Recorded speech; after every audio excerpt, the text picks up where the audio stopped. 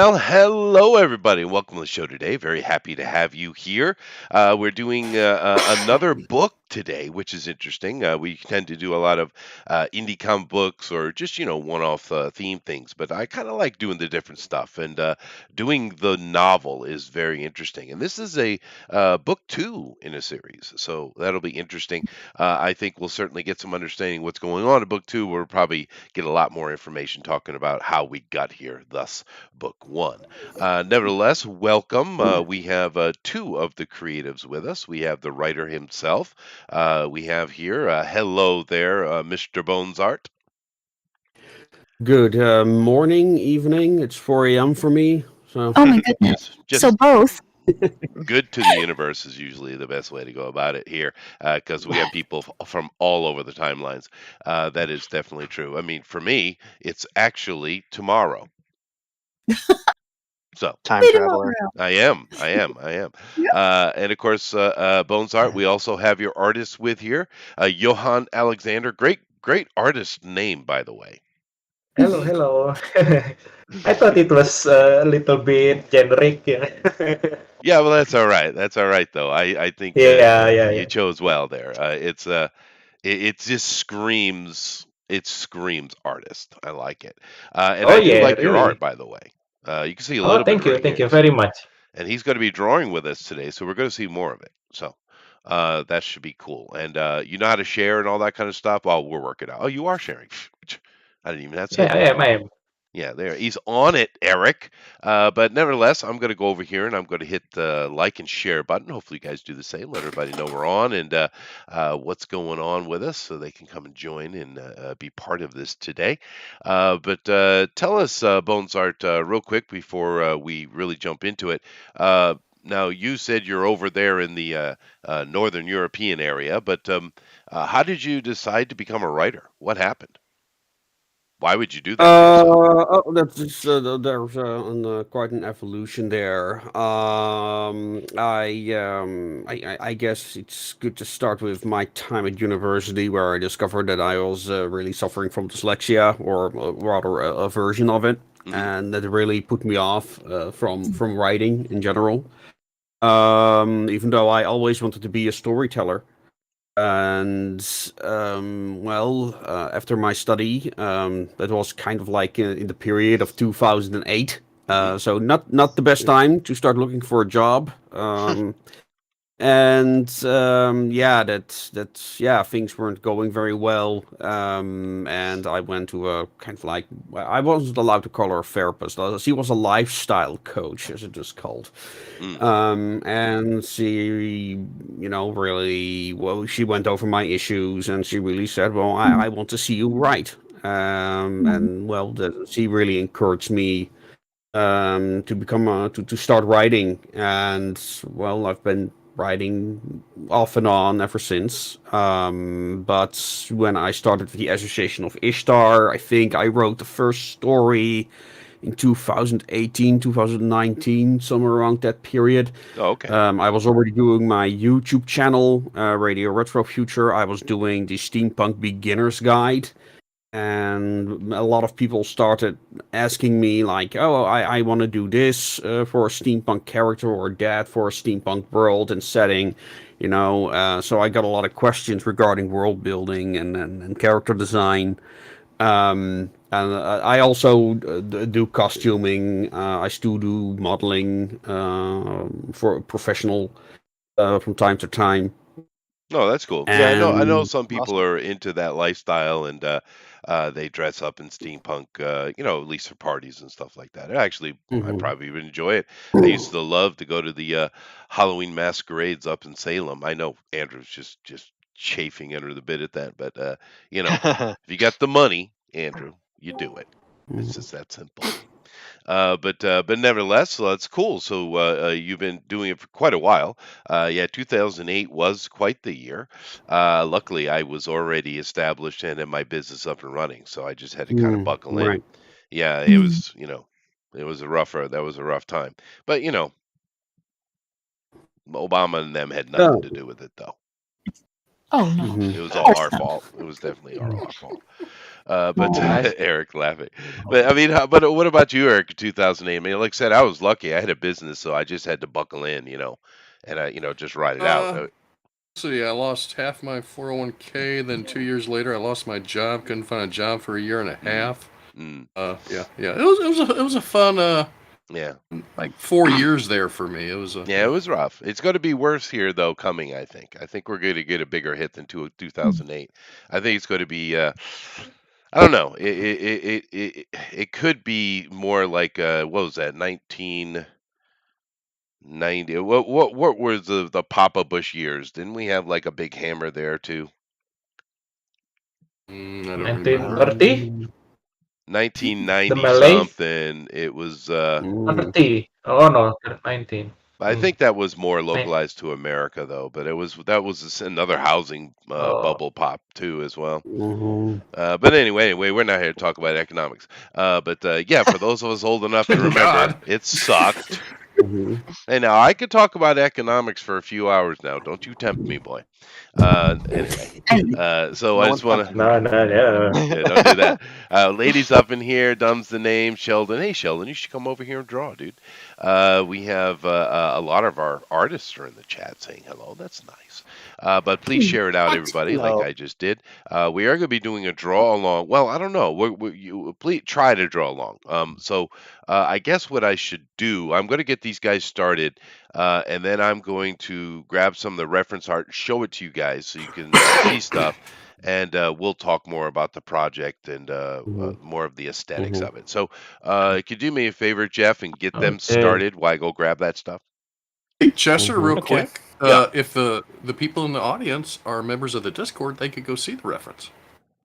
They can. that's They true. can just go to topic Yeah. reference. That is true. That's a good Yeah, point. I've got way more, but thought I'd leave it at this for now. Sure. No. This is fine. This is fine. And I'm not going to bother sharing with you guys because you can see it, but I'm going to share on the other side so they can see because we do love to have people do the draw along stuff. Mhm. So let me go ahead and do that. And Jeff, start them out, dude. Okay, and 5, 4, 3, 2, 1, go. Oh wow, he's really not improving Sound with legit. I thought that was far more dramatic. that. It was Okay. horrible. Very Okay. nice. Wow, how blunt, Yeah, Eric. but horrible in a very dramatic way.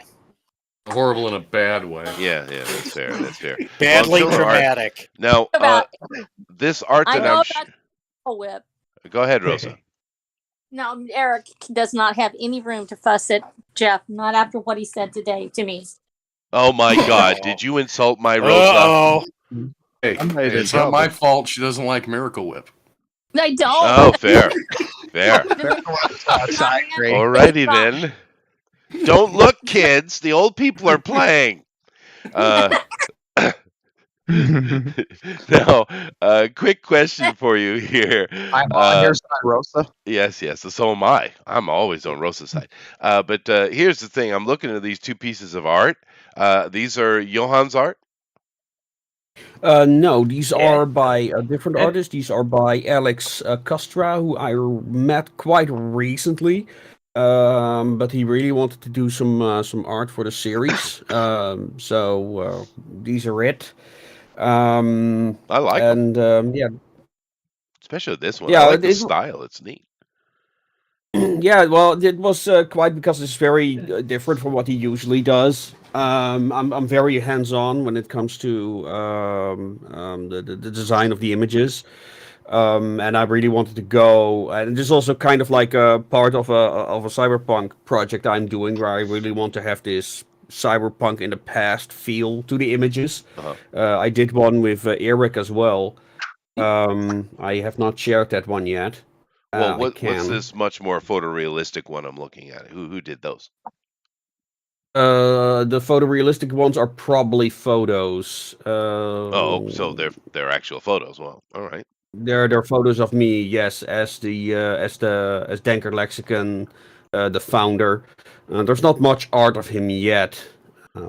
Kind of strange, considering I'm playing him for years now as a character on my YouTube channel. But Yeah. Yeah, Johan did some portraits of him for For animations that the I'm now using video. for the videos. Yeah, I haven't Yeah. done too much cosplay outside of just Halloween, but I did a couple of times go and do a. I tried out that World of Darkness LARPing, like Mm. Jesus, almost 30 years ago. So that Wow. was more of Vampire the Masquerade type of stuff. But it was fun though. And I was in the SCA too, so that's in a way. And Ooh. one of the well, I love sword fighting, dude. Dude, I'm SCA, yeah, I it's like love it. that. Yeah. Yeah, Well, I did reenactment for 12 years yeah, no, it's fun. before. Yeah, I rent fairs and stuff, but I mean, I was there for the sword fighting, but I enjoyed the other side of it too. Especially when we go out and after an event, some little small event, we'd all go to McDonald's or Burger King in dress. Oh. It was fun. Aw. Oh. Freaking out the locals, yeah, having some fun. But I haven't done much of it though. But it is a fun thing to do from time to time. Any of you guys ever done any kind of cosplay stuff? One time, Not for No. me. Go I will ahead. say there's people in our neighborhood, just some kids in the neighborhood. Well, anyway, and I was walking down the mailbox and checking it, and I guess they were doing some kind of a little like YouTube show or some kind of a, I don't know, TikTok thing, something like that. But they were all dressed up in their anime gear and had all Yeah. their costumes and wigs and stuff on, and I'm like, okay, I'm like, what? Okay. Where's the convention and why haven't I heard about it? I think I Right. need to know. And she's like, Right. oh, hi. And they just kind of figure out what they're up to. That's kind of cool. I'm not sure why they were out and around in our little neighborhood like that, but they had something they were up to. And I think it's great to see people being creative, and for different people that's different things. So Sure. for some people it's writing, for some people it's like making costumes, or even some people it's like doing makeup or hair. It's really amazing some of the stuff you'll see makeup artists do, and how they create a character just in the face, and that's amazing too. And then they'll create like a classic character and then get like some day clothes and then mostly do it with the like face and hair, and you're like, and it reads without It being does. perfectly on model. They capture what works about that, and they kind of bring it through in their own art, and I think that's wonderful. Yeah, no, it's just having some fun, isn't it? Yeah. Letting your hair down, doing something, especially where especially if you're working inside the business world. I think it's because Oh, one of the things I noticed from is I love fencing and sword fighting of all types, and I used yeah. to go to Penzix every year. And Mhm. and of course Fool's War and stuff like that with the SCA, and these are major events. I mean, when you go to Penzix, you're talking there's 10,000 people on the field fighting Yeah. at the same time. Whoa. Yeah, It's huge. Oh my- it's ridiculous, right? We have a Civil War reenactment out here where I live. Oh, And of those course are fun too. Yeah, Oh my- yeah. they are so picky. It's like, and I'm speaking this in love to all y'all out there. Well, it's a Because hobby, right? has to be perfect. Yeah. And so I'm just a rank amateur. I would go and I would have something and I would feel like I've always had something wrong every time. But I really would try. And I've also done reenactments we have at an old church out in the way out in East Texas. And we would do a homecoming where you actually would dress in the manner of the dress that people would wear. And so I have Yeah, a full we call outfit that that I would Sadie wear. Hawkins dances. Yeah. It's sort of fun. I love it. I've never seen a Civil War reenactment. I kind of want to, since I live in a state where it's like the state that has one of the most battles in the Civil War. Oh wow. Oh wow, yeah. Oh wow. Well, Yeah. I went to historic Williamsburg. Ooh, that Oh, is I've a been nice. there. Yeah, so I saw a Love bunch it. of that when I went down there. That was actually fun. You guys ever been there? Yes. Yep. Yeah, that's a great place, man. But anyway, sorry to just distract Bones Art, but you got us on a little bit of a tangent there. But yeah, no, I think a lot of people, and as we're talking about it, you see there are a lot of little hobbies that have cosplay involved, aren't there? Yeah, it's neat. Oh, well, yeah, I guess like for me, cosplay is a very specific thing, which is Well, where sure. people dress up as pop culture characters, which is something I've never done, something I never got into. Well, I'm just using a generic term because there's so many of them. Yeah, right? yeah. Yeah, we didn't really have a word for it. The cosplay is something that like we had some of the biggest fantasy events for a long time in Europe, here the Netherlands, probably still are. And we didn't have a name for it. And there were all these people doing all their fantastical stuff. And maybe there was a lost Klingon or a character from Lord of the Rings. Sure. But cosplay wasn't really a thing up until like 2005. Oh wow. Yeah, and that's when all these anime characters and the cheap they're using a lot of cheap fabrics, and it's so Yeah, it sure. really It started to evolves. change like the costume culture over here. Which I don't know. Maybe America led the way in that one. That's weird. It's definitely it's a combination of like America franchise movies, like the Marvel films, conventions were actually introduced, like Dutch Comic Con, and of course anime was also doing their influx. So it's that three things that really started to compete, and unfortunately a lot of the large fancy events decided to kind of become outdoor conventions. It's kind of like killing the original costume concept, which is Maybe. rather I don't know. unfortunate. I'm more the merrier, Bone. I think it does. It doesn't have to be what I do. The more people involved having fun, I think it's good. Well, But the thing that's yeah. the thing that's really interesting over here, when I'm doing my convention run, it's actually a lot of the Comic Cons. Like there's the anime cons, and then there's the Comic Cons, and at the Comic Cons, there's great. tons of people It's great who just do original design steampunk. Like I see that everywhere, and it's really they got some really cool stuff. Well- I've seen a lot of really cool stuff at conventions. No, dude, the last one I went to, they had a guy and a girl were dressed up pure steampunk, Victorian style, and behind them, I don't know, maybe a year before or sometime before, there was I think what they did was they took a full walking bumblebee costume, me as in the Yes. Transformer, Yeah, yeah, right? yeah. But they changed it into a steampunk version of it. Oh, It dang. was That's cool. pretty It cool. was Wow. pretty cool. And I don't know who the artist was, but the rusting effects and the aging effects and dents. Oh, it was beautiful. Really good job. Yeah, That's very cool. it is cool. Oh, cool. Yeah. And it's a Yeah. perfect place for it. It's a container for those kind of things, where you can consume it. Because occasionally you'll see like a group, like Amy had said, just walking down the street in full costume. And you're like, But you go to a convention, and you're like, oh, it's supposed to be there. It's like a Halloween Well, party. see, and that's like a huge thing here. One of our main convention centers, actually, Chester, I don't know if you remember it. Do you remember the Heinz Convention Center in Boston? Well, I know the name. That doesn't mean I didn't hear it later. Right. Oh, well, so that's part of the Prudential Center, which is a giant building or indoor mall in Boston.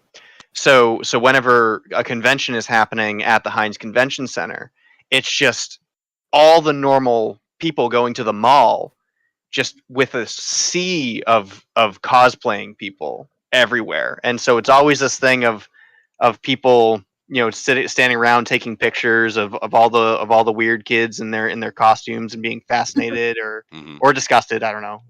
It's always one or the other. But well, it's Go with Boston. Yeah, Boston. Yeah.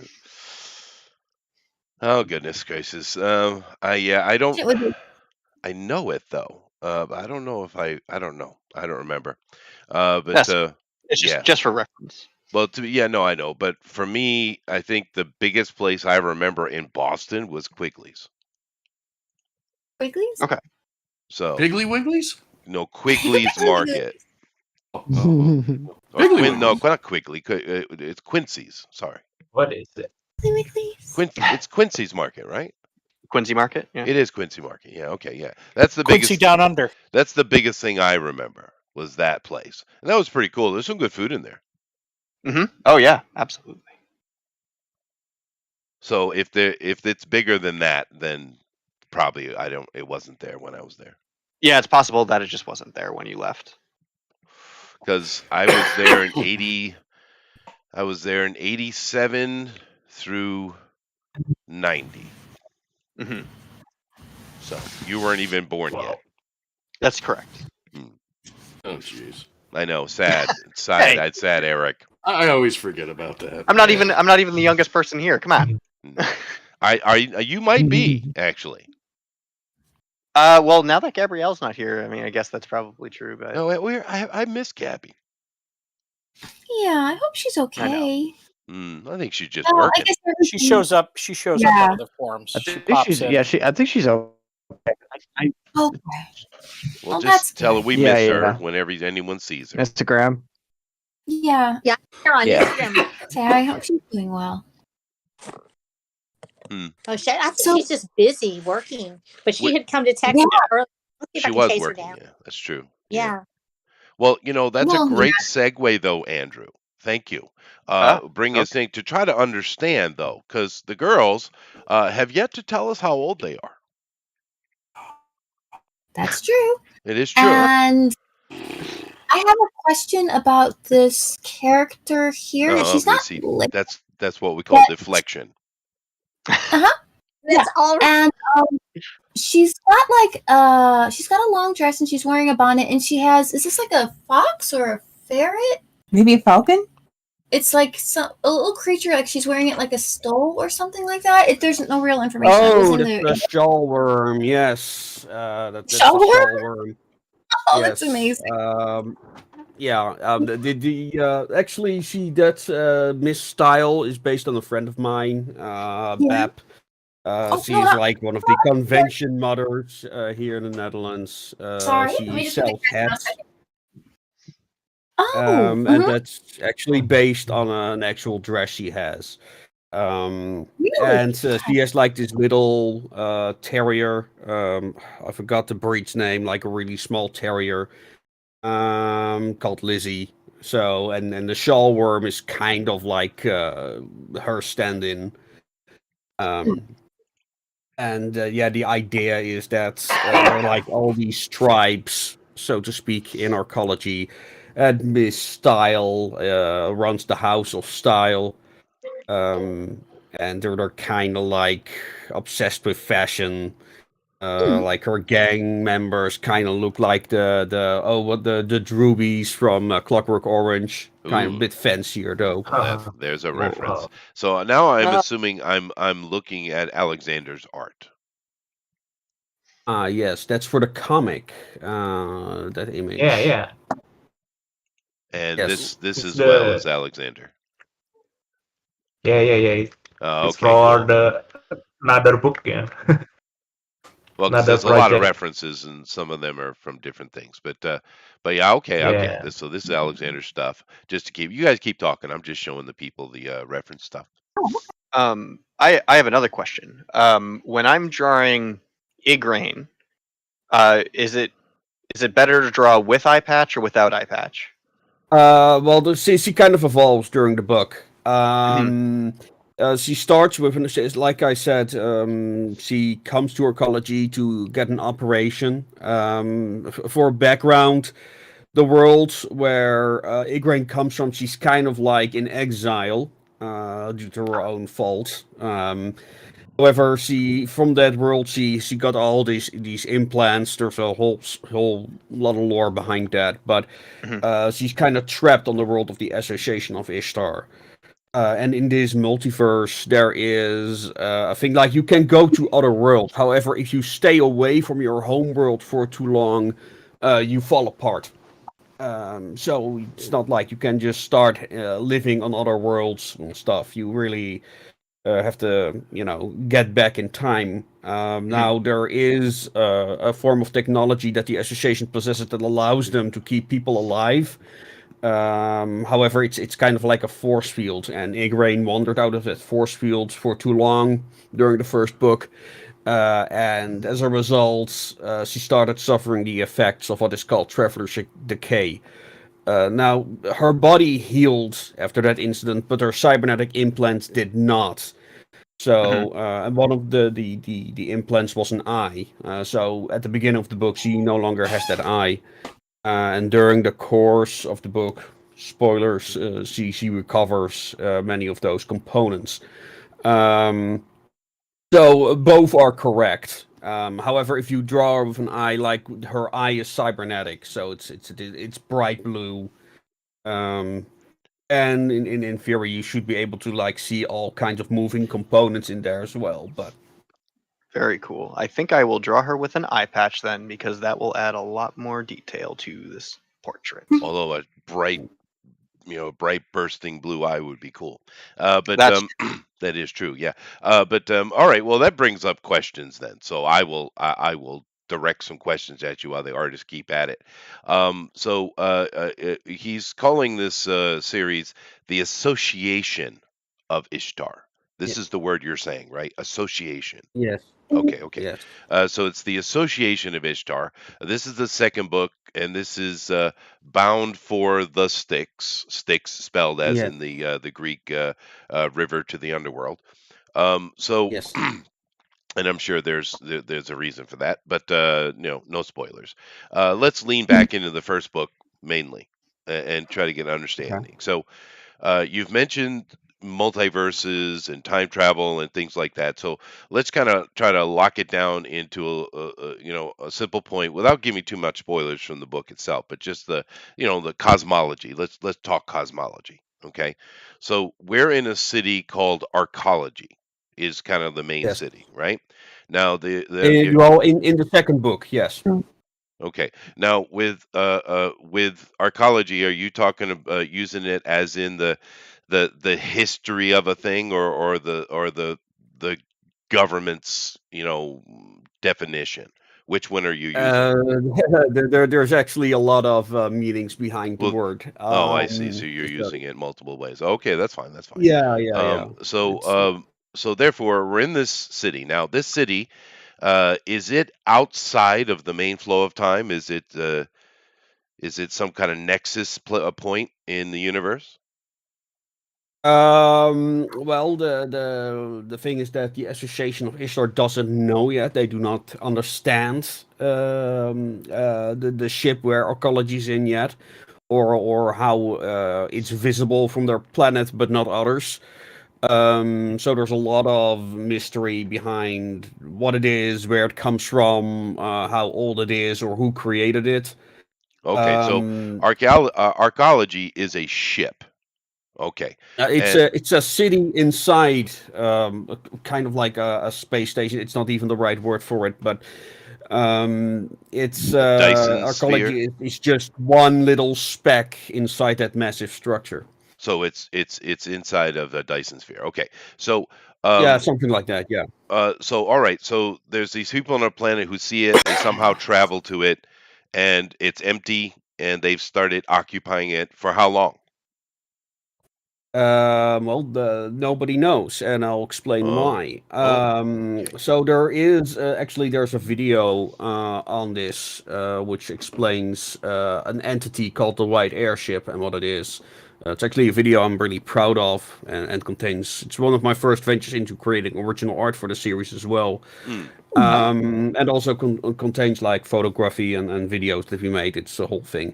But there is this entity called the White Airship, and what happens if a world in the multiverse gets destroyed? The White Airship picks up certain survivors and delivers it to the station called Hades. And it so happens that the settlement of Arcology is very nearby, and that's where a lot of these people end up. But so all these people are from different worlds. They all have different cultures, other world histories, other languages. So there's no shared history there. I get it. And It's a zoo. yes, kind of a zoo, or Cabinet Curiosities, as I I, often refer to it I as. I do need to Um, interject real quick, Bone, just real quick. Johan, you are cheating, sir. Oh yeah. Yeah. Okay. Well, at least he admits it. Yeah. Go ahead, dude.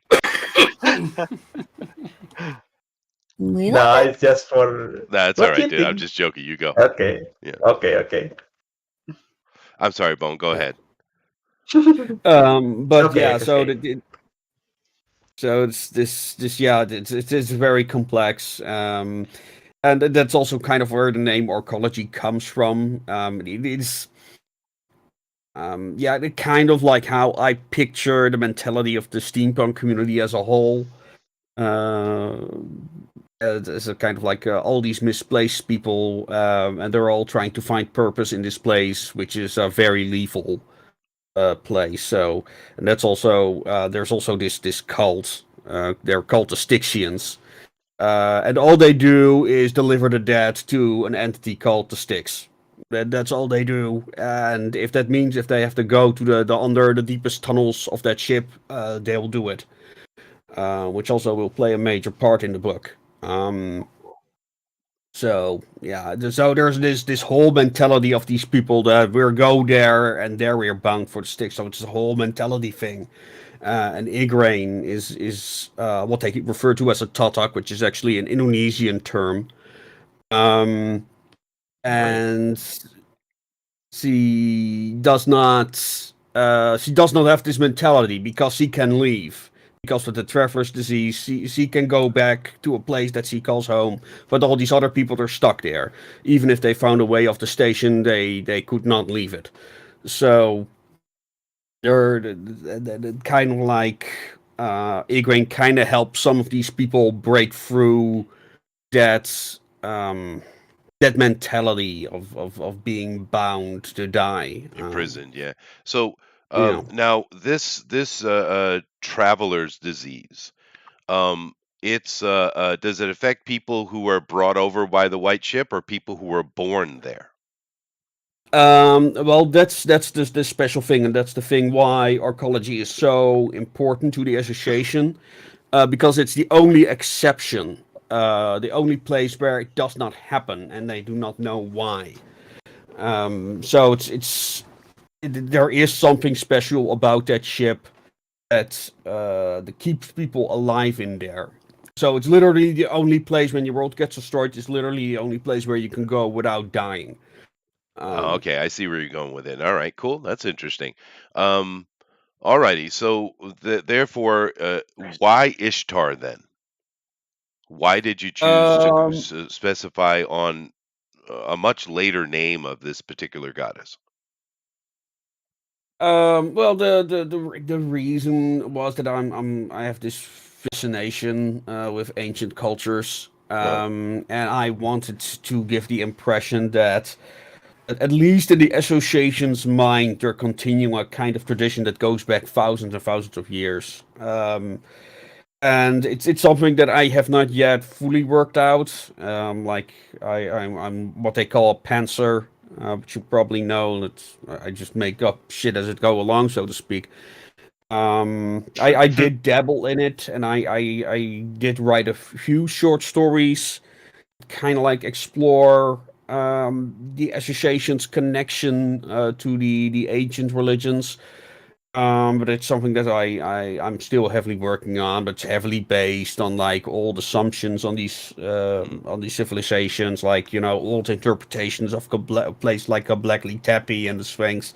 sure. So I'm kind of like, well, No, not necessarily conspiracies, but all these old ideas and no, speculations that I still see where exist. you're going with it. I can see where you're going with it. It's cool. I like it.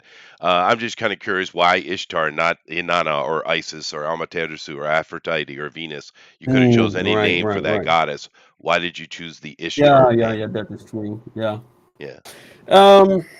Yeah, I'm not exactly sure. Like, I know I thought about it, about Inanna or Ishtar, and or some just call her Inanna. Ishtar is also a Sure. name. And everyone uses Um, ISIS, so screw that. I understand that. yeah, yeah. I used to be a big fan of thing, but no, I kind of looked into it and I found the lore behind Ishtar more fitting. Oh, cool. Especially because the story about the nine gates there where she has to visit her sister. Well, that actually is Inanna, but yeah, no, she no. That's accidentally not killed. Inanna. No, she accidentally It's, killed her husband Dumuzi, and she had to go and answer for it. And she had to go down in Nurgle's kingdom in the south of Africa, I guess, is where they put it somehow. mm, And yeah, she had to go Oh, through the nine gates. Yeah, but they're all the same. They all have the same stories anyway, dude. So it doesn't matter. yeah. But it's not a problem. I'm just curious because people Mhm. don't use Ishtar much. No. Yeah, I A think I lot blame of it on people that have no movie. idea who It's Ishtar the is. movie's fault. No, What movie? come on, what movie? Eh? that was a little bit funny. The movie, but it must not have been very good. It was No, it was an awful movie. It it was was a Oh, was horrible. it? horrible movie. It was so bad that it was wiped from human memory. Oh, okay. Yeah, Well, that might yeah. explain why I don't remember it. It was Yeah, just so traumatic. Trailer. 1987 Ishtar, big money film, put a lot behind it, had some big banger names in it. Warren Beatty and Dustin Beatty and Hoffman. Dustin I Hoffman. mean, Yep. come on. Oh my Isabel gosh. Adjani. Come on, dude. That's a major hottie. Et cetera, et cetera. It even had Jack Weston, I think, in it. What didn't it? I'm pretty sure it did. But Oh, I mean, that movie was so horrible that it ruined the name of Ishtar forever. The entirety of the Middle East is pissed. I guarantee you. but it's not a What? fantasy, yeah? No, it's stupid. No, It's it was like a a I'm sorry. thriller. It's probably the international situation here, but I'm being highly sarcastic. yeah. Oh, No, it was supposed to be a comedy, Yeah, but it went down in, I guess, it does, American Jonathan. It movie does. history as like one of the worst films ever made by Hollywood. Yeah. I Well, haven't Well, that seen was it, until so Geely no. came around. oh, that's right. Oh my God, Julie. But thank you, Jonathan. Jonathan has some love for me. He has some sympathy. Thank you, sir. Thank you. Yeah. Oh yeah. Well, come on. It oh, was yeah. a bit funny, Jeff. I would expect that at least a chuckle out of you and Eric. But no, nothing. Nothing. It'd be like I'm that. sorry the movie wasn't better. So I guess I'll have to take responsibility for it. Oh. But anyway, let me see if I got any floaters in here before I go back. But all right, so Bone, I have a very solid understanding of your cosmology that you got going on. So the Irene or Igraine, sir, Grain, yeah. we're doing the Knights of the Round Table. Okay, so Igraine. Well, why did Igraine decide to start doing what she's doing? From the first book. How do we get? We got our cosmology. So how do we get our main protagonist moving? What's her deal? Oh God, that's actually a pretty dark story. Perfect. Igraine, originally she emerged from a short story that I wrote, which was a kind of like a riff on how people interpret the term Clark Tech. Which basically states that sufficiently advanced technology is indistinguishable from magic, and among certain steampunk writers that meant, oh well, if advanced technology is indistinguishable from magic, it might well be magic, which for me, well, it goes against the whole idea of steampunk. The idea behind Igraine was that she comes from a society where there is this class of people who live in kind of like gated cities in a medieval world, Hmm. where they have like extremely advanced technology. However, inhabitants are told that it's magic. So it's kind of like Hogwarts in a way, where all the people use all these cybernetic implants to do things like telekinesis, but they're convinced they're actually doing magic. Um, However, Igraine doesn't really fit into that society. This is kind of like headcanon what I'm spouting now, but she has like a condition that the cybernetics never really gelled with her. So she never could compete with other students, which made her like kind of become the class clown.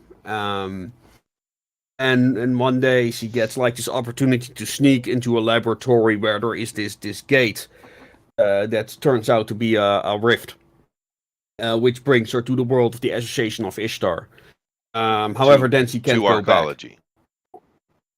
No. The world of the Association of Ishtar is Earth in 1870. Okay. Arcology is like its completely own thing. She has no clue that that thing exists. I'm not even sure that by the time she arrives on the home world of the Association, that they even exist, are aware that arcology exists at that point. Okay. Okay. Just a quick little reference for those listening. The arcology can be used either to mean origin, the system of a government, or it can be used to mean simply the inception of knowledge. Sorry, go ahead. Um, but Igraine is recovered by the Association, who are investigating like all these anomalies on their world, and they manage to keep her alive for a couple of years in in a facility that they refer to as sanctuary. But Igraine is still super intelligent because of her implants, very tech savvy. She kind of learns that her powers aren't magical, so there's also this enormous disillusionment going on inside of her, and she also starts experimenting with alternate beliefs and all that type of stuff. So she's kind of going through, let's call it a goth phase, so to speak. But during the course of the book, she makes some very poor decisions. She's a very rash individual. Does things on the fly. And yeah, it leads to it that she starts suffering from the traveler's decay, which is a very terrible experience to go through. And by the time that book 2 happens, she is like, well, not only is she now handicapped, she also feels a lot of regret because, well, the Association tried to keep her alive for all that time, and she fucks it up. So she's very much a film noir character in that way. Oh, that's cool. That she's always destined. Well, so the Bound for the STYX title also refers to her, that she has this very fatalistic outlook that no matter what she does, it always goes wrong. That's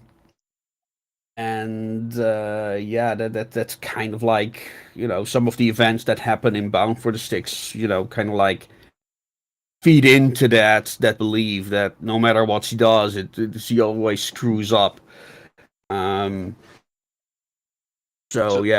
kind of like her development. But she's also in search of identity because, well, she does not like her own identity as, from the world she is because they lied to her about magic. So there's this enormous search for identity and a place to belong, and arcology is therefore ideal for her because nobody she can knows survive. So that would be point number 1.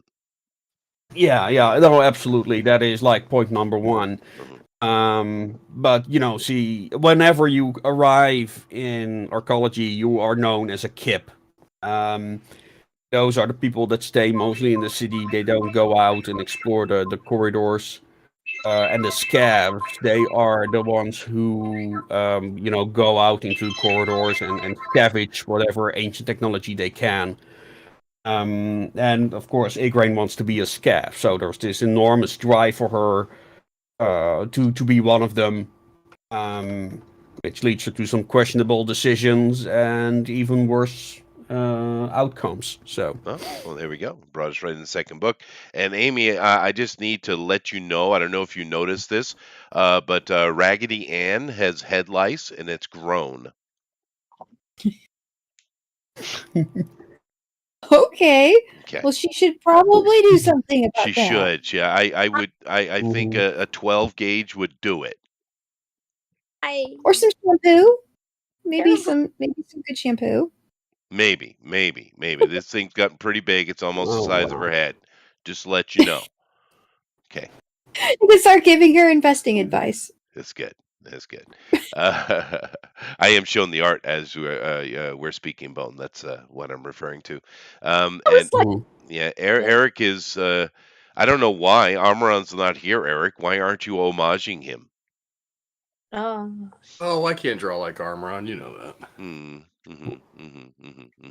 You just draw a lady, and then you draw two big circles right in the middle of her body. Well, that's what I was getting at. He's kind of got tangerines going on here, and I was kind of hoping they'd be watermelons, but you know. Those are bigger than tangerines.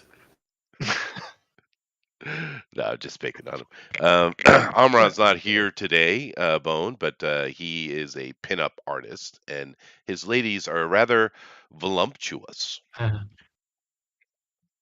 He actually draws really good robots and he does stuff too. He's he kind of think pigeonholes himself a little bit into and he does draw pretty girls, and that's fine. But really, all the different kind of stuff he can do, it's impressive to see. And a steampunk environment, I bet he could do some fun stuff with. Although I think Eric's kind of got the advantage here. A little bit, yeah, because he does steampunk himself. But don't tell him this. But I actually think when Amran doesn't do a pretty girl is his best art. Yeah. Yeah. Don't tell him I said that though. Okay. It'll be our Is the secret. consensus that Eric is currently winning? Esther said that. Yeah, Jester said that.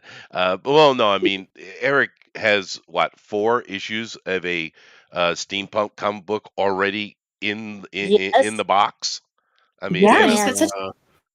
5th one's coming out in April, and the Zombieful Adventures I'm shipping probably mid-January, late January. So they're at the printers. They're at the printers right now. Well, that's a spin-off, so But it's still steampunk, though. Does Zombieful Adventures actually go into the steampunk stuff, or is that only a nod? Yes, they both do. Yeah.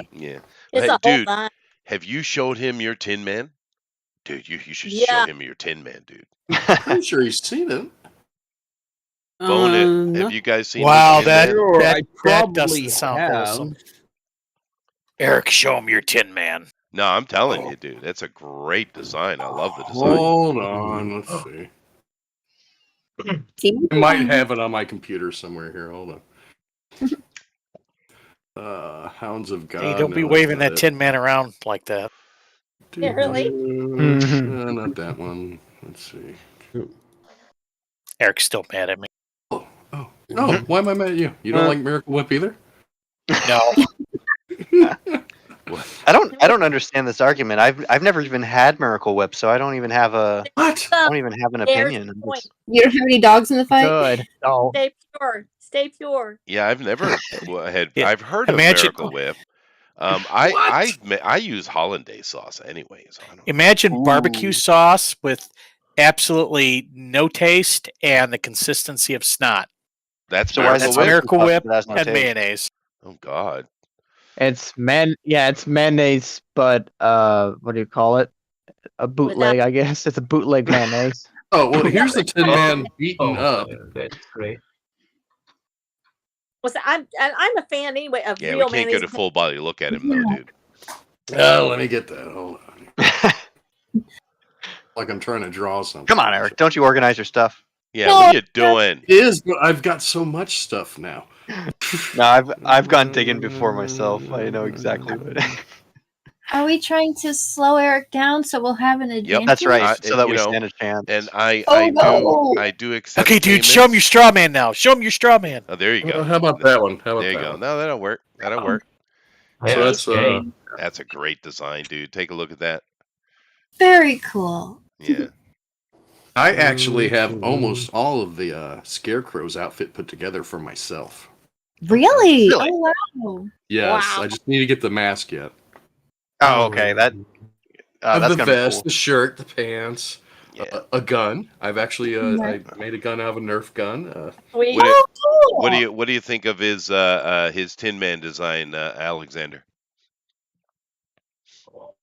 Well, that's great. It's Yeah, it is neat. very robotic, Yeah, I love the little Victorian swirls on the edges and stuff. It's nice. Yeah, really. And the strawman, I don't know what he is called. The It is kind Scarecrow. of Yeah, the Scarecrow. cool. The Scarecrow, yeah. Yeah, he is cool.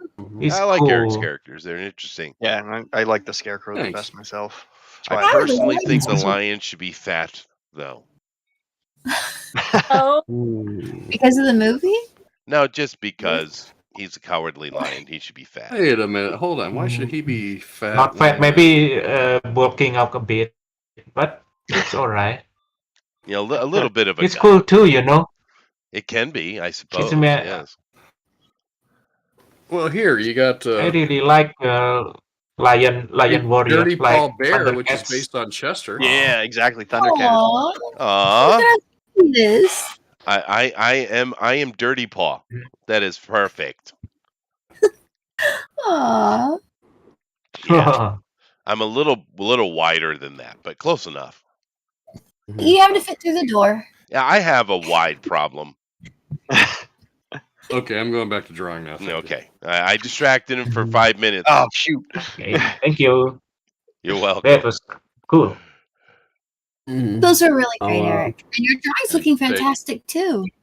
Yeah. Thank Did you. you also see the drawing of Eric by Eric? I posted in references, the last one. Oh, I think so, Sheldon is right? throwing freaking Oh yeah, Molotovs, dude. I think we saw that one a little quickly last week when he was just like, "Oh, this is who I'm bringing on." So that was pretty neat. Sheldon says mayonnaise is full of taste. Your post-COVID taste probably never fully returned. Aw. Thanks, Aw. Sheldon. He likes the mayonnaise. mayonnaise is good for I you. like It's made I'm Dutch, so I also like mayonnaise. Thank you. I don't use it much. I usually just make like a little. I mean, if I'm going to make a mayonnaise, I just make a hollandaise. I mean, I don't know. Very similar. I mean, hollandaise is very good. So It Yeah. is. I guess Yeah. if you have to make a choice, make a hollandaise. Yeah, Yeah, I love. I go through blenders, Andrew. Do you actually use like fresh eggs from a chicken? Of course. Because I have chickens, and I literally I can take it right from my chickens, and I make the very best mayonnaise, and it's so wonderful, and it's this really bright golden color. Yeah, you know That might traditionally- be why you don't like Miracle Whip, because there are no eggs in Miracle Whip. That's right. It's Oh, not. okay. For It's a people different that can't eat eggs that often, that's perfect. Well, the thing I Oh. like about it is these days, which is really different when we were younger, but these days you can find a lot of flavored olive oils. Have you guys noticed that? Oh, Oh yeah. Yeah. Mm. And yeah. you know, Oh, really? yeah, you can. And when I What was for? a kid, it was just Oh. either cooking olive oil or extra virgin for not cooking. But with hollandaise, I'll go find some interesting little flavored olive oil and I'll use that to make it right in the blender. Nice. Makes Yeah, sense. Now, yeah. do you have to cook a hollandaise, don't you? Or is it? No. Can you? No, really? No. Okay, so hollandaise. No, you just mix it. Yeah. Oh, all right. So it doesn't even have to be cooked. Oh, No, that's no. not bad. I mean, if you have to Really do a mayonnaise or hollandaise by hand, it's a bit of a bear. But just use your blender or mixer or food prop, whatever. Use one of And then those just things. shoot it. Oh. Just take shots of it. Just load it in a gun and shoot it. That'll probably mix it up. That would. I'll have to look into that then. That'd be interesting. It I know that. really doesn't yeah. take long at all. Wow. Yeah. Cool. The only I difference, think the only warning is that unlike store-bought mayonnaise, which has got a lot of chemicals in it, so it stays on the shelf, when you make it yourself, you use it. Yeah, don't Yeah, make right too away. much because it's not going to Right. last. Yeah. Ah. Do you think you could Oh. make some with like one egg? Or would No, you need more? no, you need more. Yeah. Okay, so you have to make maybe if you're making like a tuna salad or something. It depends on how many people are eating it. Yeah, no, that's Oh. true. But usually, when I do it, the smallest recipe I'll do is like 3 eggs. All right. Or How- but honestly, I usually do 8, and it'll last long enough for that. Okay. Like how much hollandaise sauce do you think you get out of 8 eggs? Oh, you get enough for a good half a week if you're using it regularly. Oh, okay. So it's sandwiches and fresh. stuff. Yep. Yeah, so it would stay fresh that long. Okay, that's good. Yeah, and it's easy. Oh, It's just you got eggs, you got a little bit of water, which if mhm. I have any stock out for something, I'll just use stock instead. I tend not to Oh, use water nice. unless I have to. A little Yeah. touch of sugar. You got some. You throw some butter in there, some oil, or you can do whatever you want. A lot of people will just melt butter and use that. That's fine, but you can use oils too. Oh, Some salt, of course, a little bit of lemon, and most people put like cayenne in it, but I think that's traditional. I don't know. Is it? um, I always have. it, maybe like a little bit of spice in it. That kind of makes sense. Yeah, yeah, yeah. So the oil part that has to be like a melted oil. You wouldn't be using something that'd be kind of firm, like a Oh no, like no. a solid. You want it to be semi-malted, melted. I don't think I would use I don't think I would use clarified butter. No. I do keep clarified butter around. The good thing about clarified butter, once you clarify it, you can leave it on the counter, and it's just fine. You don't need to Serious? refrigerate it. Yeah, no, you don't have to. Oh. But I wouldn't. I don't think I'd use clarified butter. You probably could, I guess. No, no, buddy. No, not But the I haven't laptop, used sweetheart. butter in the longest time. I use olive oils, flavored Yeah. ones particularly. Yeah. Well, that does sound good, especially if you can get flavored ones. I haven't checked out the olive oil department aisle section. It's just like long shelf with lots of olive oils, but I haven't. Maybe I'll have to give that a look because that olive sauce sounds like it'd be pretty Well, olive handy. oils mostly you use olive oils for flavoring things, not for cooking with, right? Oh, You add okay. them after the fact. This Yes. is not a cooking thing, so you don't have to worry about it. But you don't want to cook with an extra virgin olive oil. It's kind of wasting, right? The smoked Avocado oil is oils way too become much. very very popular now too. Which one? Yeah. Avocado oil. What is Oh, that? Yeah. avocado. Just Oh, avocado. Avocado. yes. Oh, You avocado. think I said? Avocado is a dessert in my place. Is it? Oh yeah. Yeah, you use palm sugar or sometimes coffee mixed with milk. It's a dessert in my place. Oh, cool. That sounds Yeah. nice. Actually, I like to use coconut oil with mine because when you put it in the fridge, it Mhm. solidifies more and actually makes it into sort of like a spread. And Huh. you can make that a spread then. Oh, that's interesting. Oh, Wow. cool. Yeah, I think there's a It's lot of takes delicious. on it. Oh, And mayonnaise Yeah. is very similar. What's the difference in the mayonnaise recipe? It doesn't have butter, I guess. Well, the one that I use, usually it's just all the whipping, and I do mine by hand. So it's like you sit there and I have a lot of those little Mexican ones that has the wooden wheels on it, and you just spin it between your hands, and it'll just fluff up. It's almost like making meringue. Oh, Oh, okay. wow. Yeah. Yep. I tend to use food processor thingies though because I like to I'm play. lazy. Yes. It's Yes. out. Yes. I'm checking right here because I haven't made mayonnaise in the longest time. Yep. No, you're right. It's so I don't know. In a way, now it's the vinegar and the mustard. Yeah. Those Oh are yeah, those are the Oh, differences in the okay. recipe. Vinegar Oh, and mustard. okay. So, Yeah. so Yeah, hollandaise mustard's like the doesn't big part, use- right? Great. Yeah. So that's the difference between hollandaise and mayonnaise. Okay. I've heard people they rave about Japanese mayonnaise. Do you not Kewpie? use that? Kewpie's got MSG in it, and it adds Oh. flavor. So, Yeah. and I That's use it kind in of a pinch, but The QP mayonnaise or MSG? no, the I don't use MSG too much. No, the mayonnaise. But then again, I don't use mayonnaise very much. I just Sure. make because I've done it so many times. I mean, Okay. that I just can throw a hollandaise together in like I don't know what 5 minutes, Uh-huh. 10 minutes, something What like do that. you put? What do you put on your fried bologna sandwich if not mayonnaise? Oh my God, sir! That Well, you see, of course, that requires teriyaki sauce. I just threw up a bit. and a sandwich also requires bread, which the Oh, Japanese they do don't not have, have. yeah. So, No, they you know. suck at bread, dude. Oh my God, they suck so bad. It's so bad. I have to make my own. You know how much Oh, a pain no. in bread making is a pain in the ass, right? So you don't do Yeah, that well- in 5 minutes, No, God, like no. That the takes mayo hours. or the hollandaise. No, that takes hours. But I do. I mean, I'll deal with it. There's a couple little breads. They have like a a brown sugar bread that I can deal with, but it's a subtle amount of brown sugar, but I can deal with that. But no, if I want bread, I have to make it myself. Oh my goodness. Yeah.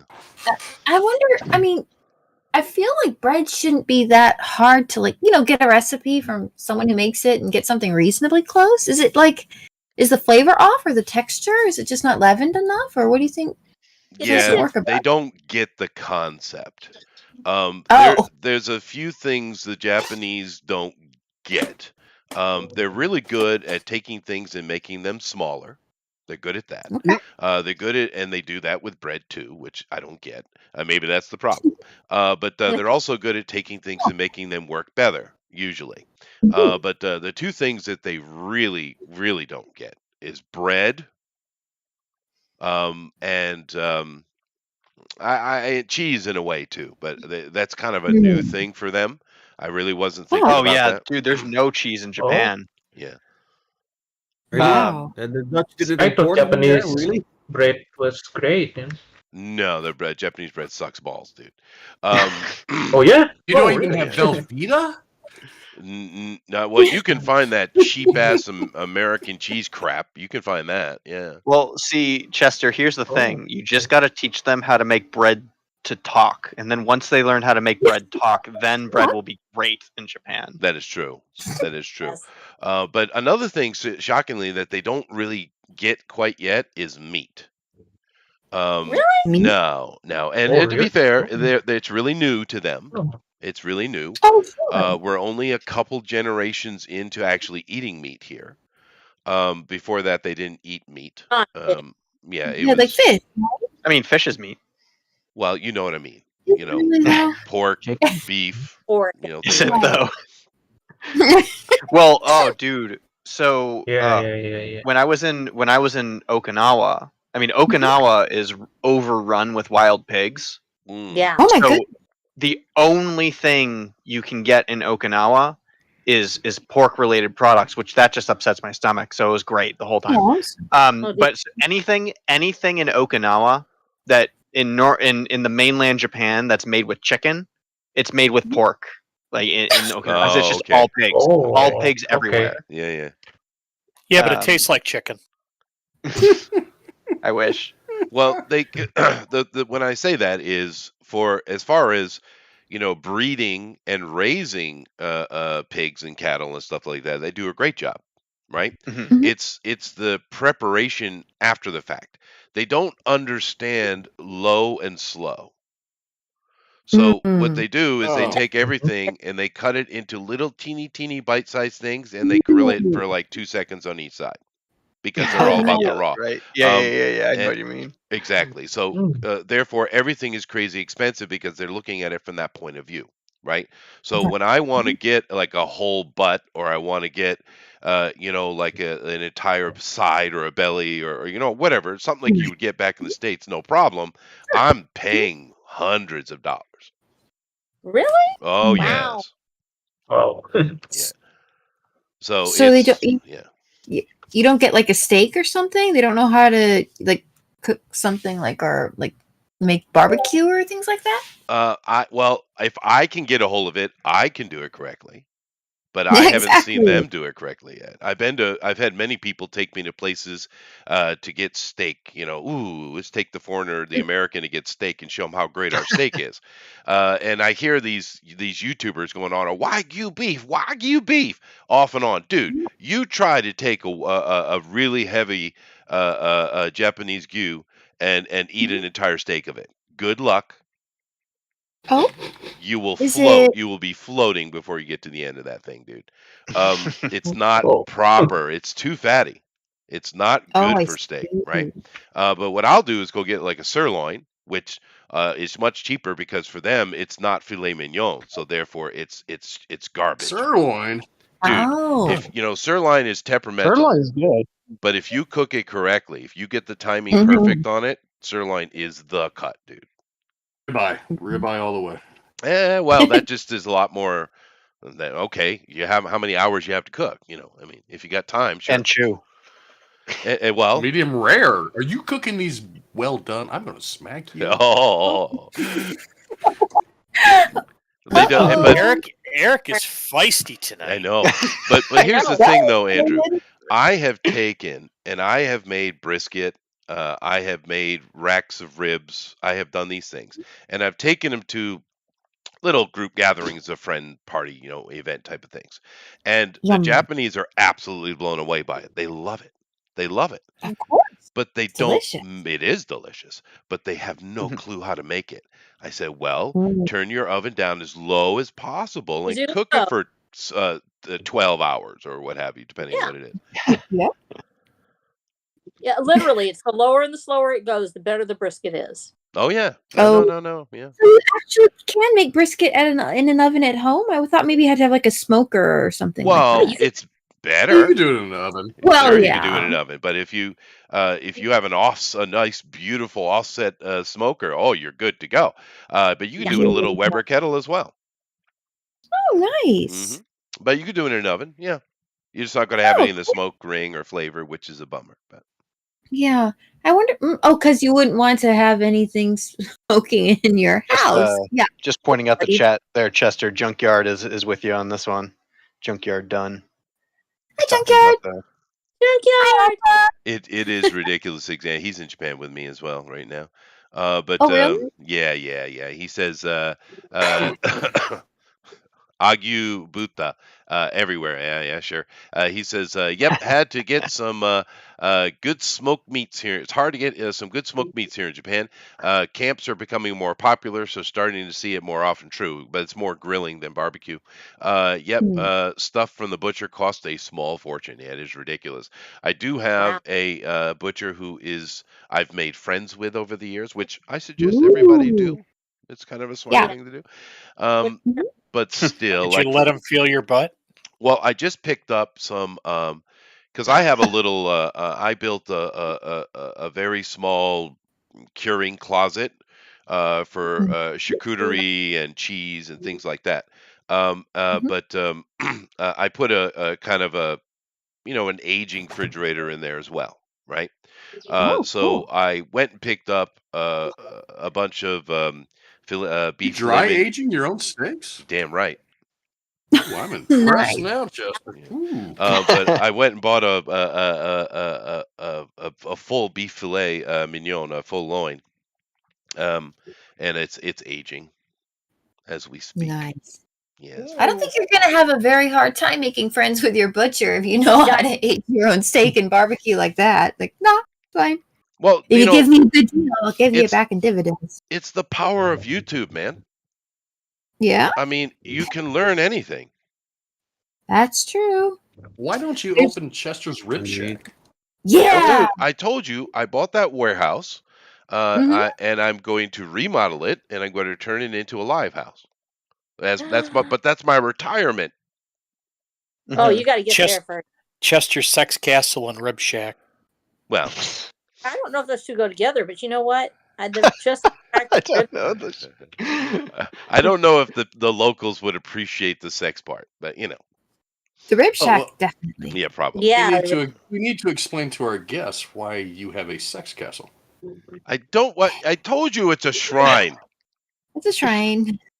Okay. Sex shrine. Yes. Well, Chester owns a shrine on a mountain, Yes, it Japan. does. That's a sex shrine. And also it's a mountain. fertility shrine, sir. Right. I don't own it. Because I own the mountain, I am responsible for it. It's different. You are You own the the mountain. I am the caretaker. Absolutely. The mountain will probably be there before you move to Malta. That's That's true. right. Well, I don't think I'm going to move to Malta. I'm not sure. I think I will Just I gonna will- slowly buy it. season in Just buy it. Malta. Yeah. Okay. Well, dude, You the might win land. If you're in Europe and you want to get some nice Mediterranean seafront property, Malta's the place to go, baby. It's Nice. cheap. Really? Oh yeah. Oh, yeah. Put that out on Malta. I It'd be can't. cheap. I mean, the same. All I did was buy a little brownstone, right?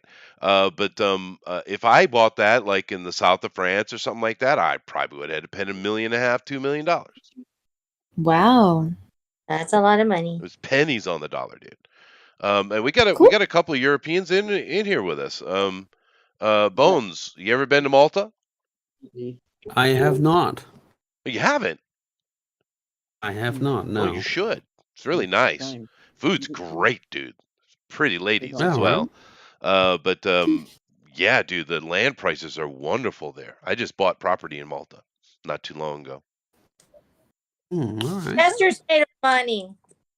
I'm not. My wife has all the Sure. money. Chester's Actually, Has a yacht. he bought half the island. But, Yeah. I literally don't even see the money. Do you know that? Eric, do you have that problem? I never see it. Because here in Japan, I don't want to say. Yeah, no, it's true. I know the truth. I know, right? Because the thing here in Japan, they have a wonderful little system. If you want to start up a small business, it's so easy to do here. America should be like this, right? But all I need to do is here they have a thing called a geisha. Andrew probably knows about this. He probably got paid with geisha. In the business setting, from my point of view as a business owner, the geisha is an envelope, right? And in in my envelope, every time a person pays their monthly fee, it gets a chop or an inkan mark on it and a little bit of information put in. And as long as I keep all of those envelopes year over year, so each student gets a new envelope every year, right? As long as I keep those, put them in a file, that's all the government requires of me. I don't need triplicate paperwork. I don't need file licenses. I don't need to do any of that. All I got to do is keep a receipt of payment. That's it, right? Nice. It is very nice. So I always hand out a whole ton of envelopes at the end of the month, and then the beginning of the month I get a ton of envelopes. And Eric, this is what happens. I get the envelopes from the kids. I put them into my carry bag, my school bag, and then it goes home and it magically, listen to this, Eric, disappears. The bag is still there though, isn't The it? bag's still there though, but the envelopes are they go somewhere. It's magic. And man. I never Santa look Claus. inside of them because I'm in the middle of class, so I don't even know. Did you ask the air conditioning? It might have seen something. I should put it on it. or the toilet. Although Or I the think toilet. I think she's probably going to. I think she's a feminist and she's going to betray me. Air conditioning? She's listening now. Uh-oh. So you have to understand, most of Chester's appliances talk to him. They do. They do. Well, no, I mean they actually do speak. But no, Eric, I don't see. I never see cash. I don't even remember what it looks like. Hello, pants. Do you use coins in let's Japan see. or bills? I Who feel the knows? same way. But No, I have totally cash don't. on me, and I can't remember where I got it from. Yeah, no, that happens occasionally, but especially it's a magic. I have to go someplace that I need cash, and all of a sudden it's in my wallet. I don't know how that happens. Yeah, yeah. But no, normally I just use my card. I got one of those little Debit cards, yeah. gold cards. Yeah, those things are Sure. freaking awesome, man.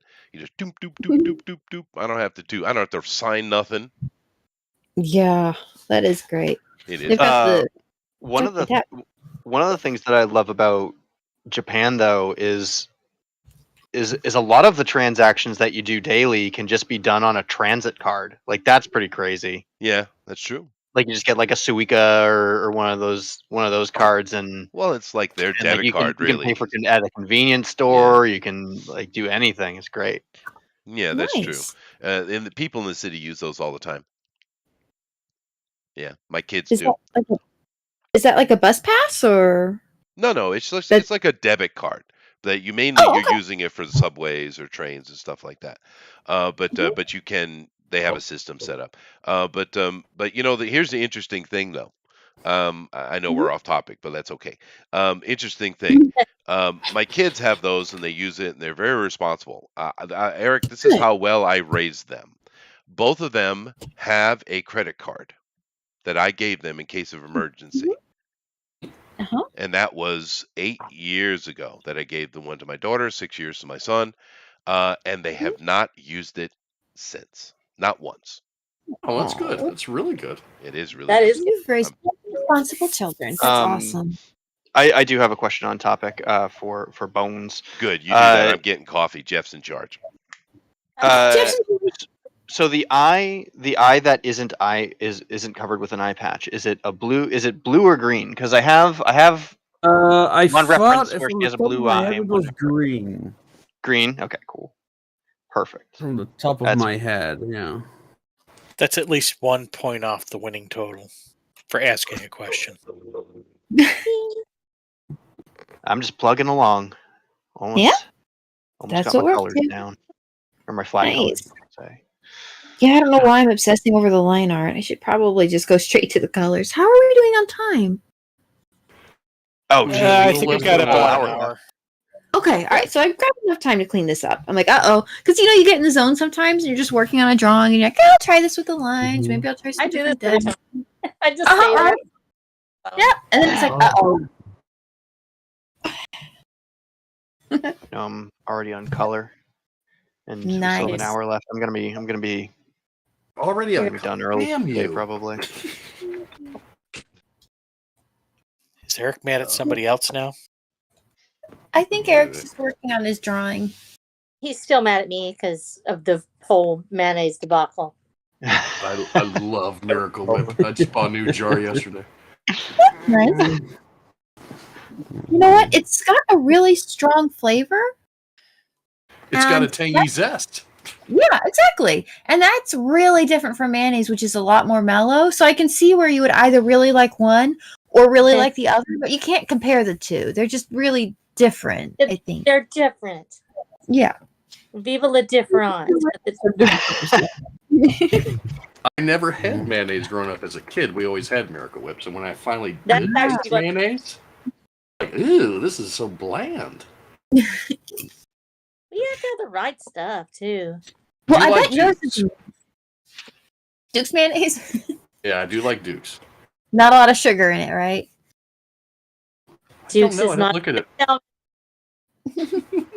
Well, I bet yours is incredible, Rosa. If you ever get to make something fresh, I don't think it could really compare to stuff you'd probably get in a jar. And there's always the familiarity of something too. Whatever you grew up with, it always has that little bonus of being comforting, Being programmed. Because I remember Programmed my from mom birth. making me a bologna sandwich with mayonnaise. That was the whole thing. So yeah, that hit home, bro. I just threw up on my mouth again. That's why I had. Hey, that's why I had for lunch. I had a fried bologna sandwich. Probably. Oh, they're better when they're fried. They're better when they're fried, bro. Oh my god. I've never actually tried that. Oh, so good, so good. So Try good. it. Sandwich. Maybe Keith's restaurant in Vegas has fried bologna sandwiches. It's Is it really do you have just bologna and cheese and Miracle Whip or mayonnaise, whichever you prefer, and just like grilled with some butter or something like that, or do you grill with the mayonnaise or the Miracle Whip respectively? You can. I think you can use butter. But I just take a frying pan, just fry it, just like that. There it is. Yeah. Maybe a little olive oil on it. So. Okay. Been talking about food the whole time. I think all of us are hungry. Except for Jeff. Jeff is sick. Well, I'm going to be hungry because I've just emptied the contents of my stomach all over the floor. But outside of that, A little bit at a time. Well, get yourself a soda and crackers and feel better, and then go make something that's not fried bologna. And we'll sicken you even more when you come back. Yeah, really. Fried bologna sandwich on air. That'd be so good. Lebanese bologna from up in where's it at? It's up in the Northeast somewhere. That is delicious. Oh yeah, Lebanese bologna dishes with it. Yeah, it's Oh. great.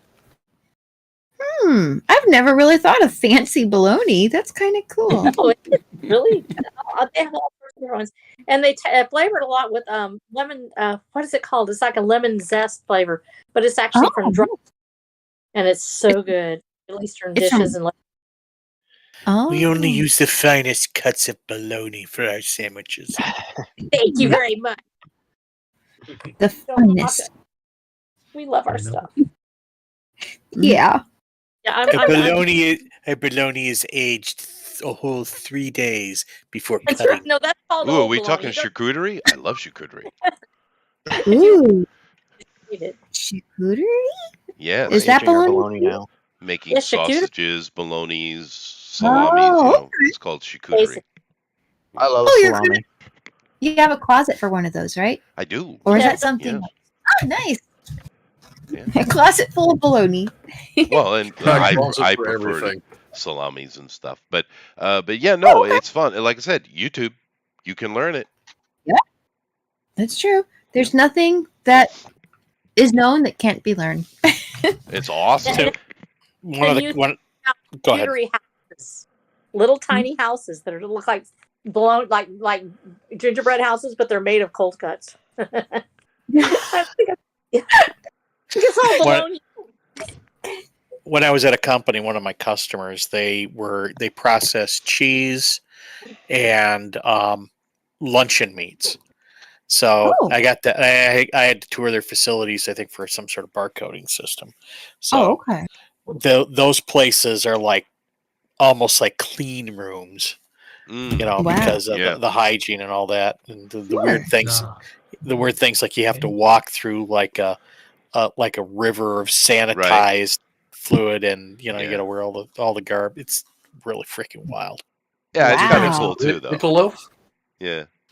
So again, Do they have some pickle loaf? I love a good pickle Ooh, loaf. piccolo. Piccolo. I didn't actually see that. That's actually a pretty quick one to make. But yeah, no, it's pretty cool when you got some hard, hamming that you've done, and you've waited 3 months, and you'd finally take it out and cut into it, and it's better than anything you bought from the store. That's freaking awesome. Yep. Oh, nice. Yeah. Unfortunately, I have not had the same luck with cheese, though. I can step away from it. suck at cheese making. Yeah, and I think it's the milk. I don't know. I'm just not good at it. The charcuterie I can do, but the cheese I'm not good at. And I actually went and bought a bunch of books on that, Amy. Wow. Yeah. So maybe some of the YouTube videos will be better than the So books. dedicated. Yeah. I did both. I think it's the milk. I just can't get access to good milk here. For What- what Well, I need. America does have some. Cottage Mhm. cheeses like that, soft cheeses. I've never. Oh, I mean, you could do that easy though. That's true. Yeah, But you I'm just trying make- to make a hard cheeses. hard Oh, like a cheddar or something. Yeah. cheeses. Although cream cheese is delicious. I mean, It you is. can use that on a lot of stuff. Yeah. But I kind of given up on it because they've not turned out well, and it's a lot of work. It's a lot of work. It is. Yeah. Charcuterie is so much easier. It's just waiting. It just, yeah. Is cheese more involved than Way sausage? more. Then is it? Way more. Oh, Yeah, like 10 times way. more. W. Yeah. Yeah. Which is also Yeah. possible that it's me screwing something up in the process because there is a lot to do. A lot more Oh. step. Yeah, You there's have many to more make- steps. With the whole milk. So if you Yeah, don't and have that's a whole- problem here in Japan because I think it's illegal. What? Yeah. Actually. You cannot get anything that is not pasteurized to death here. I don't think it's allowed. I think it's illegal. I've tried because if you actually take and you make if you take whole unpasteurized milk and you do all your cheese making in a wooden container, not a metal one, you'll never have any kind of bacterial troubles. Sure. Yeah, but the Japanese are not cheese people, and Yeah. as far as they're concerned, that is against the public good, so it's illegal. What do they put on a grilled cheese? Cheap, No. whatever that shit we call American cheese. Remember, is. I don't know what that they don't have bread to make a grilled cheese, Oh. so they don't have the bread or the cheese to put on a grilled Well, cheese. Although Horrible. there is now, Andrew, I have to say I have to give a little bit of credit because there is a bread that's been out for a while, 5-6 years maybe, and it literally, you know how in Japan they cut their white bread very thick, right? Yes. Because it's like their breakfast, Like that- Texas toast? Yeah, like Texas toast, yeah. But they will sell that individually wrapped, just one, right? And it costs like $4. Wow. Yeah, I know. What? Right? It's ridiculous because it's supposed to be your entire breakfast, right? But if you take that That actually is not that bad. I would say it's like half a step up from a Wonder Bread. Oh my Now I know goodness. from our point of view that's not good, but for Japan that's No. freaking fantastic. Oh. Yeah. Oh my gosh. How about So how about over there in Dutchland? yeah. What? No, I probably shouldn't say that. But what's your claim to fame? Yeah. What's your favorite stuff? Of the Dutch, Yeah, Bread? Sandwiches? food-wise, you mean? I know you Yeah. food poisoning. Okay, I know you guys dip everything. Pretty much. Hmm. So what would be a I favorite? mean, water management is probably our biggest claim to fame. Oh well, that is true. You guys are badass at that. That is true. But I meant food wise. What's the big dish of the Netherlands? Oh, I mean, our cuisine is as uninteresting as it could possibly be. That is not Mm. true. Fruits and you have the wonderful fruits and vegetables. You guys are good farmers. That is true. It's the fresh Yeah. food. Fresh food. Oh well, yeah, we're big on. Well, I mean, I think we're like responsible for some of the biggest food. We're one of the biggest food producers in the world right now. So. Yeah, you guys are. Yeah, and That's pretty cool. and another thing that the Dutch don't get credit for, two things actually: map making. Thank you. Yeah. And true. also most of the new foods that came, the new food products that came out of the New World, the Dutch are the ones who treated them into what we eat today, like chocolate, strawberries. Now the strawberry one, if you go study the history of the strawberry, that is fascinating because it's not been around very long. It's very That's right. new Really? food. It's super new. Yeah, but the Dutch kept trying. The Dutch scientists kept trying to make it edible, and they just kept making it more and more poisonous. Oh And for some reason they didn't give up, and they kept at it, and eventually they got what you eat today as a strawberry. The best fruit ever. I don't Oh my like did it, not but know a that. lot of people love the You don't like strawberry. strawberries? No, I can't. stand it. What? I worked for a short time at a tomato greenhouse Yeah, when I was young. yeah, yeah. I grew up around the greenhouses when I was young. The west of the country. There you go. Yeah, but I mean, a lot of those foods you eat today that came out in the New World, the Dutch are the ones that developed them. Oh. Yeah. Thanks, That is Dutch. cool. Well, I guess you can have simple recipes if the ingredients are good, right? True, Like a but really I good mean, menu. but they had to breed, and because a lot of the food we say, oh, it's from the Americas, it wasn't as edible until the Dutch got a hold of it. You know, like a lot of people give credit to the French. I won't mention the Belgians, sir. I'm sorry. But the French get credit for a lot of shit, like chocolate. And they shouldn't. The Dutch are the ones who made the idea. Because keep in mind, the peoples of the Americas, they didn't eat chocolate like we do. For them, it was They drank. a bitter thing. It was Like never considered to be sweet. Yeah, Oh, interesting. yeah. They It's mixed a it with coffee and spices, and they drank it. Is what they did with it. Mhm. So everybody had mochas. That's kind of interesting. Well, actually, I've I'm had glad it someone- in in my one of my anthropology classes at university. We had Yeah. a guest come in, and they were doing a lecture, and we all made it together. That traditional drink. It's god awful. It's god awful. Oh, really? Yes, you it have to- literally curls the probably hairs like on the bottom of your Ovaltine, balls. That's how bad it is. It The That- authentic I- recipe? Wouldn't have that problem, Chester. Oh, It's a problem. It's not a good thing. I don't know, and it was super popular too. I just don't understand why. Oh my goodness. Well, I'm really glad our Dutch friends managed to put it into delicious chocolate bars. They did. And like and Then the stuff French like that. took credit for it, and then the Belgian happened. I'm sorry. Are you guys still sensitive about the Belgian thing? Well, we Rewater want them to stay there, so. So you've given up on I mean, not even the Belgians want to live with one another, so it's. so you guys have given up on the idea of reunification?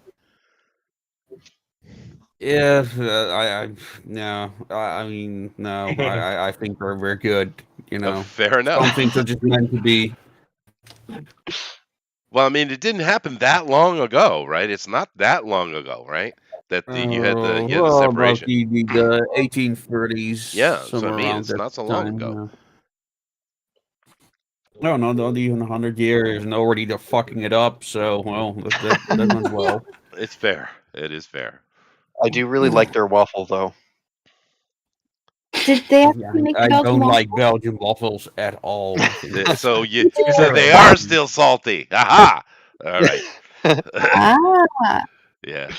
Yeah, I think most more people don't Asian even realize that Belgium really wasn't a thing until very recently.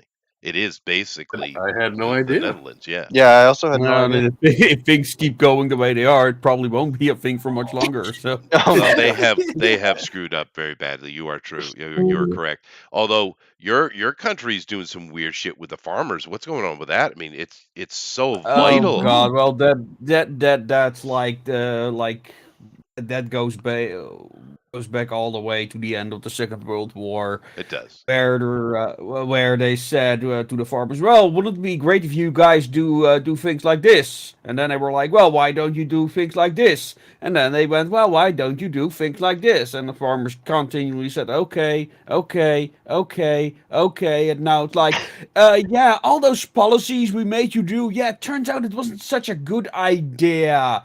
So Mhm. like, could you like sell your shit to us instead? No. So yeah, and that's why the farmers are that mad, because it's Oh, I basically don't they've blame been them. pushed around for That's fucking totally decades. Oh, Mhm. And also then you put this climate change nonsense on top of it. It just makes it worse, right?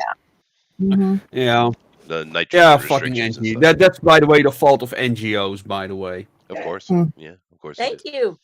But I mean, it's weird that it's happening in the Netherlands because I know most people don't really know much about the Netherlands, but when it comes to farming production, they kind of feed Europe. They do. They're They're one rather of the Well, important. we feed no, we don't just feed. No, most we do actually feed other parts of the world actually. But I'm just saying, Yeah. shutting that down is kind of suicide.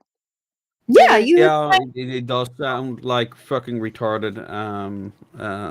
And well, it's really just, well, it isn't necessarily failed policy. They basically made promises. Oh, we're gonna cut down like on the manure stuff and all that stuff.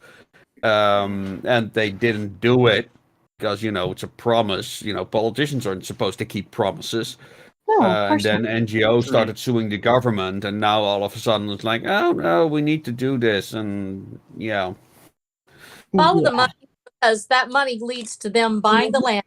And Well, when that's they what they buy the do. land Yep. out to the Oh yeah, highest you bid, always follow the money. Oh yeah, no, Oh they want to yeah. buy the land and turn it over to Monsanto and do their thing. I know. right. Um, It will be yeah, they're doing it all over that and BlackRock and stuff. But it is kind of insane in the Netherlands, particular. I mean, if you go over to Romania or something like that and say, "Hey, we're gonna have you start farming," they can't farm worth shit anyway. So Not much longer. it's not gonna hurt anything. But the Dutch, it's really insane. It's like going to the center of America and saying you can't farm anymore. What? That's what it does. they're going to try it here next. Oh, They're gonna find lots of guns in their faces, is what they're gonna find. That's right. Yeah. Well, they're gonna try to make us eat the crickets, eat No, the that bugs. that's when the Molotovs come out. Mm-hmm. Mhm. oh, But I mean, it's equivalent. I mean, from a European point of view, it's the same thing because of like I said, they're really good farmers in there. A lot of Yeah. people do consider the British to be the greatest farmers on earth, and maybe that is true. Oh, But pardon. Really, I never heard that. I didn't even know they could farm. no, they are kind of Oh, considered, and it's because it's so hard to farm in that soil. Mm. And that's why struggle tends to bring innovation, right? But the British are really good at it, but they're nowhere, and they could be, they used to be, but they're nowhere near as productive as they used to be, right? Right now, the people that are really pumping out are, like the Dutch, the Americans, India, but they're burning their bridges with that. Yeah. Yeah, so it's, but the British are actually really good farmers. I know gardening is a very big deal, like for everyone around there. Everybody has to have a little garden, no matter how small your yard. There's going to be a garden in it. Well, that's from the war too. The Victory Yeah. Garden, yeah. To try to help with, I wonder what Rabbit's Garden is all about. Oh, Rabbit's Garden. It probably has a lot of tents over it, and there's these mushrooms everywhere. I would assume. He's just growing hops. Yeah. All hops. Yeah. Rabbits like to hop. That's funny. Hops is actually what brought the Dutch the first taste of prosperity. That's really took that from the Germans. They were just better at it. Yeah. I actually, when I was at the university, I actually did a study in it in beer production in the Netherlands. Because we were the first ones to actually create an international beer market. Mm-hmm. But that was thanks to hops. Like before that, everyone had gruit. I don't know what the basically a herbal melange was used to create beer. And then the Germans started using hops, which can be preserved far longer. But it was the Dutch that basically turned it into an international trade good.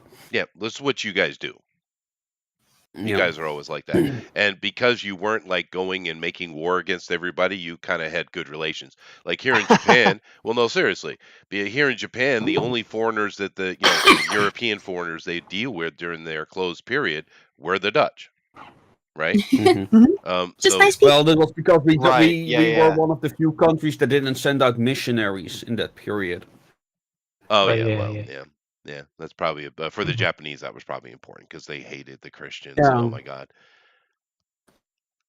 Yeah, the Christians didn't do well over here, or any of the Abrahamics. They didn't do well here in Asia. Well, they did well, but then they were basically destroyed. It was more the government that didn't like that. Yeah, and that's still the biggest challenge in places like China today. Largest Christian nation in the world now is China. Oh, just give the CCP time; they'll weed them out. Well, CCP is actually doing pretty.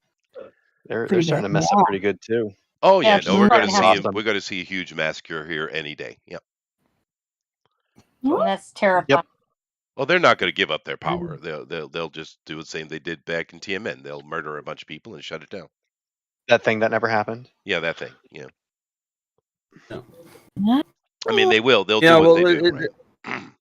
Right? Well, it's a fun thing about Japanese history. Like, if you want to study Japanese history, you need to learn Dutch. Well, I mean, the Dutch were heavily involved with them during Edo period and Sengoku Jidai as well. Yeah. Oh, I forgot the name of that place. I actually had seen a presentation about it, and that was it Nagasaki. Yeah, but the funny thing about it is that it only cost the Dutch money. They didn't earn much of it. It was really just a prestige thing.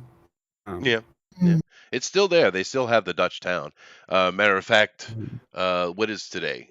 In January, the beginning of January, I'm actually taking a vacation to Nagasaki for a few days.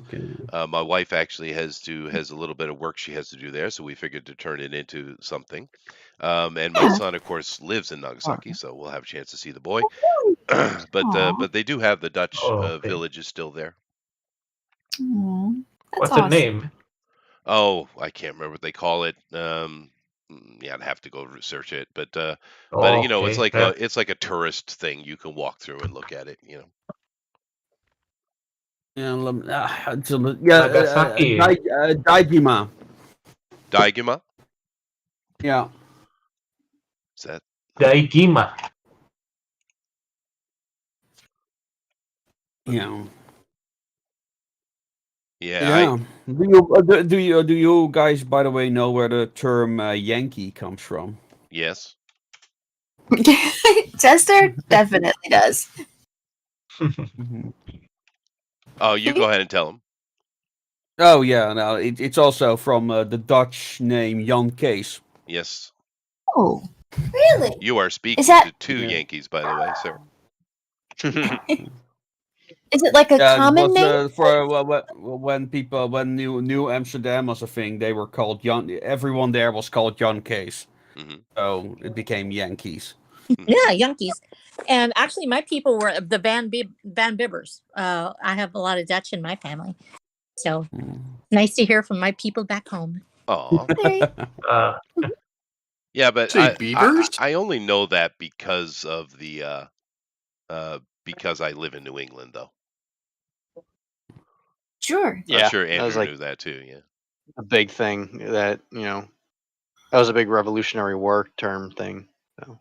Oh yeah, the Brits constantly. The funny thing is outside of the country, Andrew, everybody calls any American a Yankee, and it's like, Yeah. no, we are Yankees. You're not Yankee. Now, I particularly am a swamp Yankee. I have very specific prestige. But the rest of the Americans ain't no damn Yankees. We're the damn Yankees. That's right. That's right. Don't get upset. Yeah, but indeed, for non-Americans, everyone in the United States is a Yankee. I know, it's weird though, isn't it? Because it So does what in about America have a specific term. Yeah, the Yanks. I think it is something that happened during the Second World War, or maybe even the First World War. I don't know, but we're referred to as the Yanks. Yeah. Yes, it'd be World War I. Actually, when that was popularized. In fact, that was a song that the Yanks are coming over there was the song, had it in the song. And so that's how it was popularized in Europe.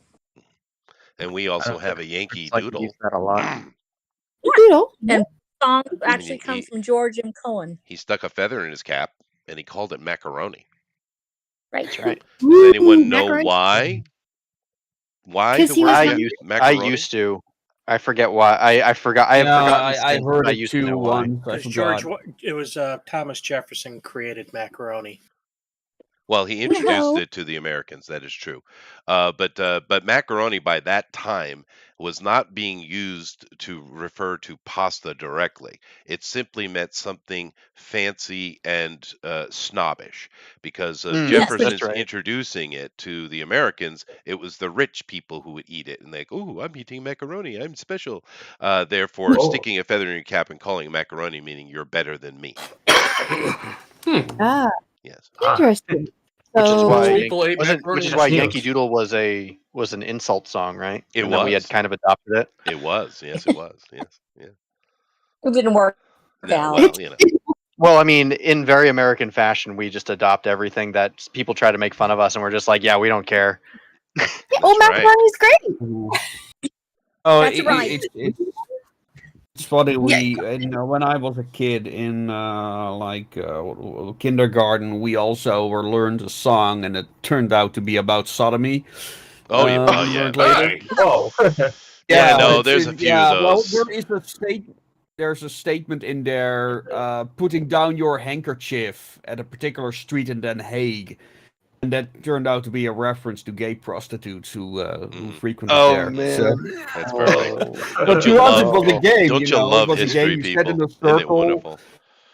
Yeah. No, there's a lot of stuff like it that. Was, you sat in a circle, and one of the kids would drop a handkerchief behind one of the kids, and we would sing that song. Mm-hmm. And it turned later. I turned out to be a reference to gay prostitution. It's okay. Oh, Billy learned about the napkin that day. Kindergarten. That was messed up. That is messed up, dude. But we got a song we sing. Kids in America used to sing. I don't know if they still do. When I was a kid, they did. But "Ring Around the Rosie," pocket full of Ring Around the Rosie. That's what I thought you were going to refer to. Ashes, ashes. We all fall down. Yeah, that's not pleasant at all. That's No. very unpleasant. Yeah. Oh yeah. Yeah. Yeah. But and then I think it's Australia. Australia has the song "Waltzing Matilda." Oh yeah. And which is about a guy who basically goes and sits down by a river and then hangs himself on a tree. Mm-hmm. And it's like one of their national anthem songs. It is. It is. So so like their national anthem song is about a guy who kills himself by hanging himself on a tree by a river. Wonderful. Although the Olympic closing ceremonies version was pretty cool though. Yeah. No, he jumps into the water. I think. I don't think he hangs himself. He jumps in. You'll never take me alive. Well, because a waltzing Matilda is a noose. Ooh. Well, true, but he jumps into the billabong. The billabong's water, isn't That's it? right. Yeah, he does jump into the billabong. So he's But like, but "You'll never."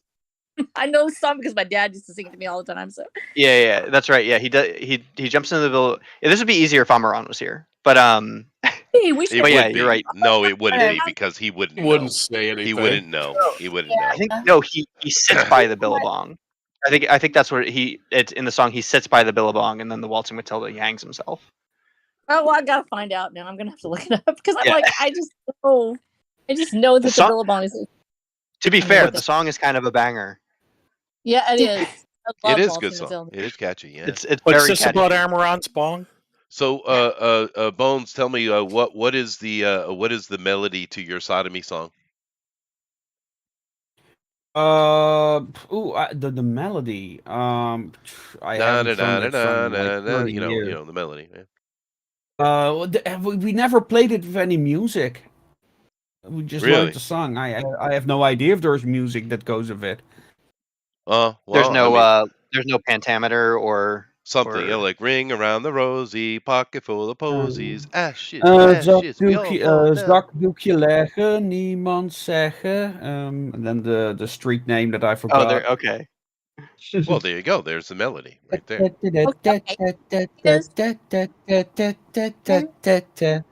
Okay, there you go. Amazing. There it is.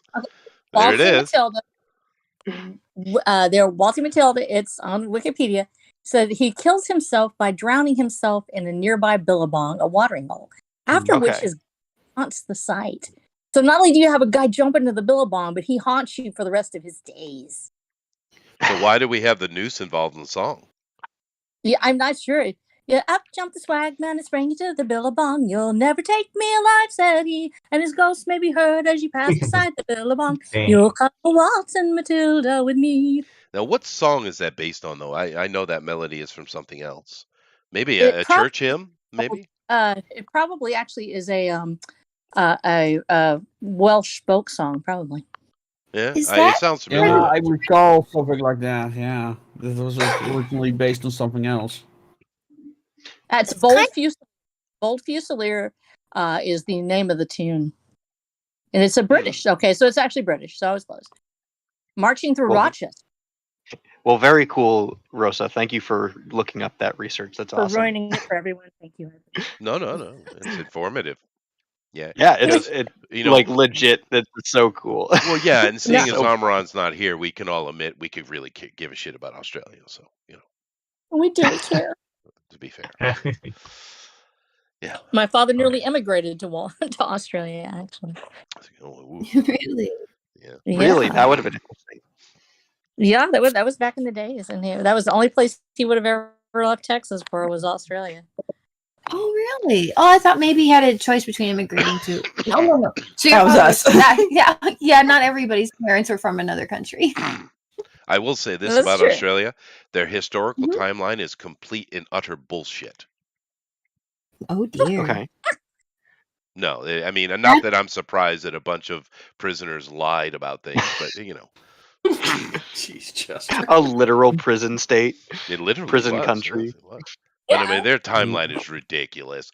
Go back and take a look at their supposed constructions of properties and buildings and cities. It's you know, it's literally what do you got? A few hundred potential actual workers, and they built entire cities in like a few years. Yeah, fuck off. How did they expect them to stand? Well, they're just full of it. But It was aliens. it probably was. Oh, It probably was, Jeff. Probably was the aliens did it. Could be. You get a lot Don't of that forget out. about the mud floods. Well, Yeah. that's another conversation. But you know, I don't even know why that's a big thing. Yes, Sheldon said Chester clearly has a bone to pick with Australia. Not really. I'm just being I'm being you know, edgy, I guess. But no, the mud flood thing. I don't know why that. I understand that some amateur researchers have found something and they think it's cool, and then rock on. You keep at it. But the reality is, anytime you have a major volcano go off in the area, you're going to get ash layer over everything. And just Right. a little over 200 years ago, we had a ridiculous size, volcano go off in the Malay area over where Alexander is. And that was so big that I guarantee you it dropped several feet across the entire planet. Right. Wow. And when you see all these Yeah. little towns that had to dig out or they just built on top, this whole mud flood thing you're seeing, it's not really a secret. It did happen. It's real. But it's not from some seismic liquefaction. It's not from, it's from that volcano, right? It's the Toba, yeah. Yeah, I mean, it just Mount happens. Toba, I think. There are a few volcanoes there. Tambora. Mhm. Tambora is Yes. much more recent. But I heard there was a saying that the Mount Toba in the Sumatra Mhm. it's a very big explosion Oh, yeah. around 10,000 years ago. Oh, no, I'm 10,000 talking years a BC, I couple of think. 100 years ago, dude. Oh, maybe Yeah, that would actually. Tambora. Yeah, yeah. And The that I one is like the fact that you considered know all to about the be, volcano. well, that's considered to be in the top 5 of all eruptions in human history, dude. It was bad. Yeah. It was really bad. is it the one who caused the year without summer? Yes. Well, there's been many of those Oh, throughout history, yeah. And it's always it's from the these big Tambora. volcanoes. Yeah, Tambora. There you go. That was Tambora it a is. big bastard. And it affected the whole planet. It literally did. And that's why you can go to cities all over the world that were existed at that time, and you can find that there's like an entire floor under the ground.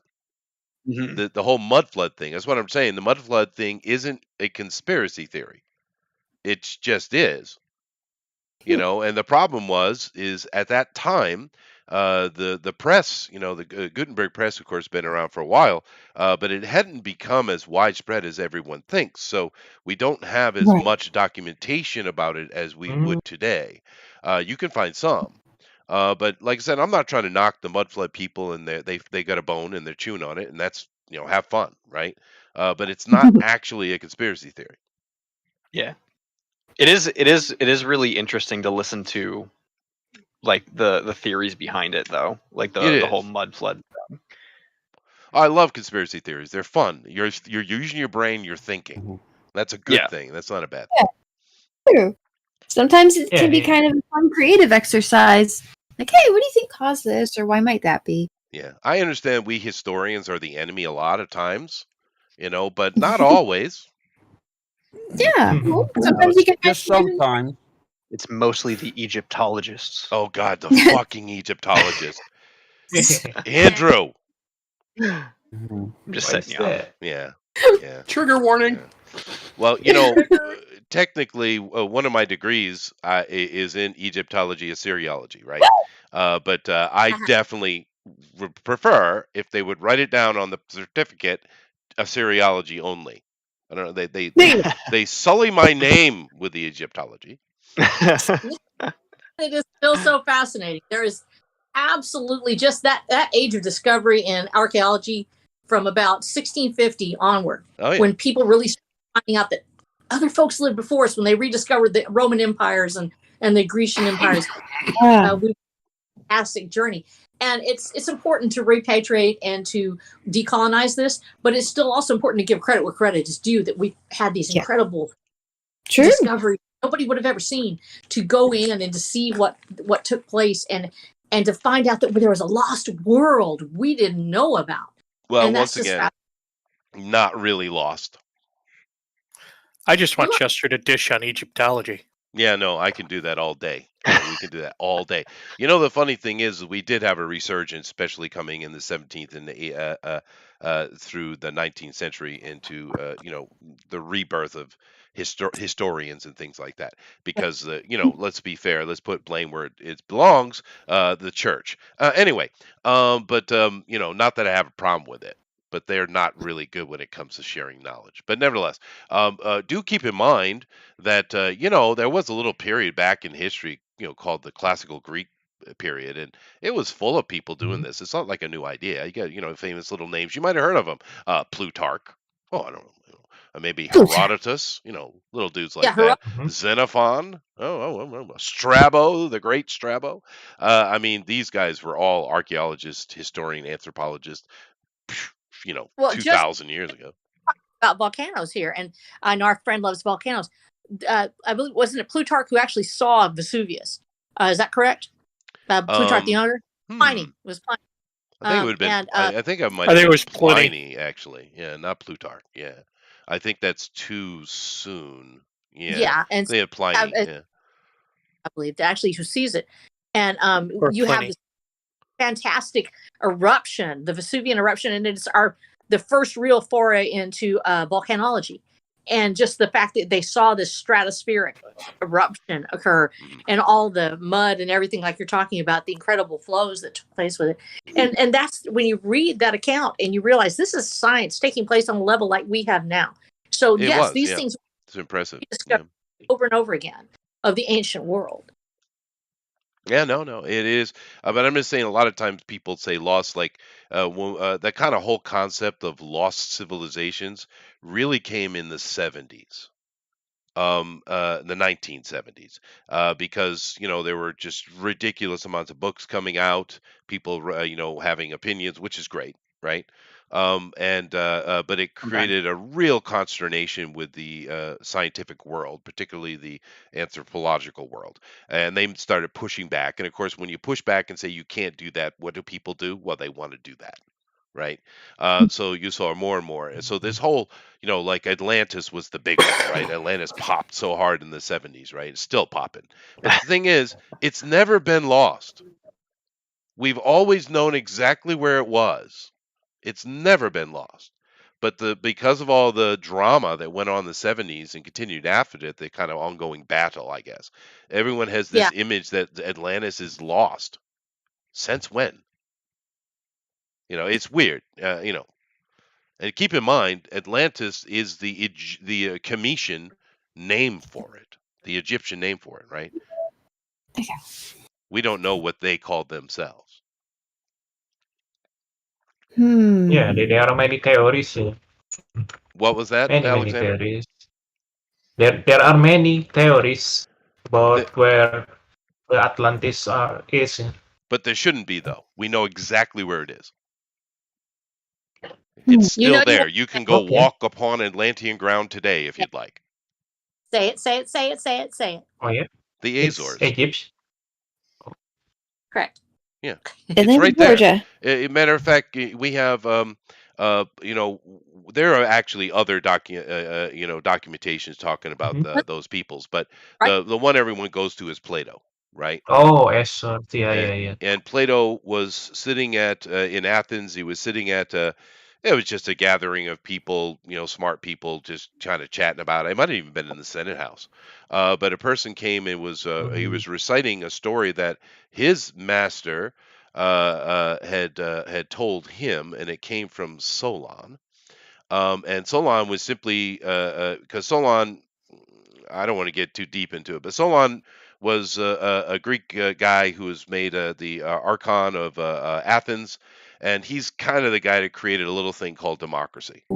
Anyway, but his ideas were very pushed hard against the priests, and they didn't like it. So he went into exile for a while, which kind of gets into the power of the polis, and I don't want to get too deep. Anyway, whilst he was in exile, he went down to Egypt. And of course, Solon at the time was considered one of the 7 great wise sages of the age, right? So the Egyptian priests were happy as hell to see him.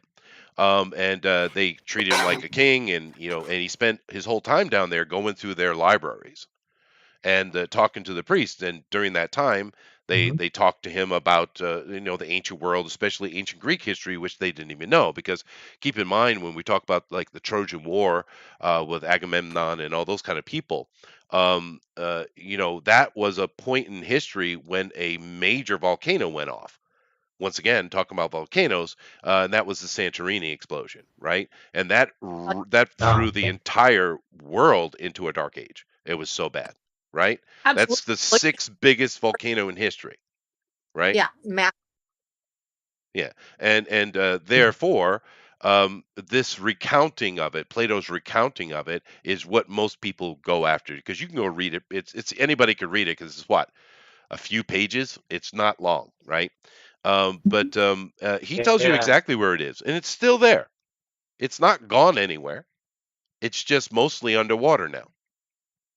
And that was just the capital he was talking about. Because keep in mind, they controlled 10 kingdoms in the surrounding coasts, which would be across Europe and all the way down the Americas. Are we looking at a remnant when you're looking at the Phoenician culture as well? Well, I think the Phoenicians are a remnant of them. Yes. Yeah. I see. And everyone is asleep now. I apologize. Oh no, Well- sorry. Really? Just Ian Well, trying to it's get like listening to a podcast while you're drawing. Yeah. Well, and it's interesting because right in the name of Agamemnon, which everyone's heard, right? Everyone knows this name, right? Agamemnon, the dude who went and made war with Troy, right? Right. But it's not actually his name; it's a title, right? And what does it mean? Okay. Agamemnon means Lord of the Seas, Sea King, see. Yeah. right? It meant not. Yeah.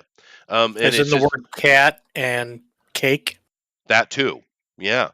But like for instance, one of the big parts about the whole Trojan War story is in the beginning of it, where he actually Agamemnon sacrifices his daughter because of the war they're getting into. This is a part that people don't talk about very much. But it's vital because it sets you in time really well. Because why would he sacrifice a daughter for war? You don't do that unless things are going to shit, and they were, because there's a And freaking volcano had gone off. Well, also, it's not something we talk about very often, which is human sacrifice in the Western cultures. We don't talk about it because it doesn't stay up with of classical literature and classical culture. But in reality, you have a period of Grecian and Etruscan and other cultures that do have blood sacrifice under certain circumstances, and Phoenician as well. Yeah, but it was in response to the volcano, not the war. But it is really interesting. What was her daughter? I can't remember her name. It's Agamemnon sacrificing his daughter. Yeah, no, I just trying to remember her name. He had a bunch of them, but I'm talking about one of them. Dido? No. Brittany. Yeah, that was Jennifer. Daisy. Daisy. No, that's not what I'm looking for. Gail. Madge. Anyway, I can't remember it, but anyway, got to give her credit though, because she walked right into the knife willingly. Iphigenia. Yeah. The Just look it up. Phoenicians live in Arizona. Thank you, Sheldon. Yeah. Good old Sheldon. But I mean, what I'm trying to say is all the stuff I just said is not conspiracy theory. It's just history. It's Iphigenia. Iphigenia. Iphigenia. Iphigenia. Yeah. Yeah. Okay. Yeah. Yeah, like he said it. It sounds like Virginia, but it's Iphigenia. So he said it first. He wins the prize. You Yay. win. Yeah. But I win. They had weird names. But anyway, it is interesting stuff. If you guys are interested in Greek history, much better than Egyptian history, just so you know. Or Egyptian or Mesopotamia. Come on. We'll stick over there. Mesopotamia is fun.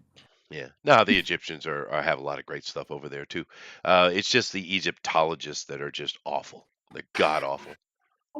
What about Nordic mythology? That's also interesting. Oh, Nordic Why is that? too. Why is that? You don't ask questions like that. No, come on, man. Why? They're just curious people. No. Well, because if we go back like 170 years or so, a lot of the money that was being handed out by the British Empire, in that regard, was toward various lords who were, at that time amateur anthropologists, and giving them grants to go and research in Egypt. Because of that, they were kind of ahead of the game of anywhere else. and there was so much structure and so much hierarchy and authority put into Egyptology itself, that as time has gone by, they just they hold that sole power and they wield Oh, it really? awfully, right? So if you have anything Yeah, that's yeah, going to yeah, take yeah. away from their potential to sell a book or get a grant, they will try to destroy you. They don't care about the actual history. They just care about their pocket, their money, Mhm. right? That's why Egyptologists suck. There's a plenty of them who don't, but I'm talking about the authority of Egyptology. I mean, They, until now, Yeah. now it's better, right? no, it's not. I Oh, it's probably not. should have prefaced all of this by saying I'm an anthropologist. I'm sorry that I didn't mention that earlier. Um, And a philologist. I And am a And I am philosopher. specifically specialized in philology. ruler of half of Malta. Malta. Malta, yeah. Yeah. You know, if you understood the historical significance of Malta, you would understand. And I want to go. You're kind of an Agamemnon yourself with your big boat there. Mm. I actually want to go back to the Atlantis, where you mentioned something about having trading lines along North America. Yeah. It's very well known that, of course, Upper Michigan and Minnesota and all that, very heavy into copper. Some of the largest copper deposits Oh, yeah. in the world, and the curiosity in one of the big mysteries in like the historical aspect of Native American culture is I think it's something like 500 million pounds of copper that has gone missing Mhm.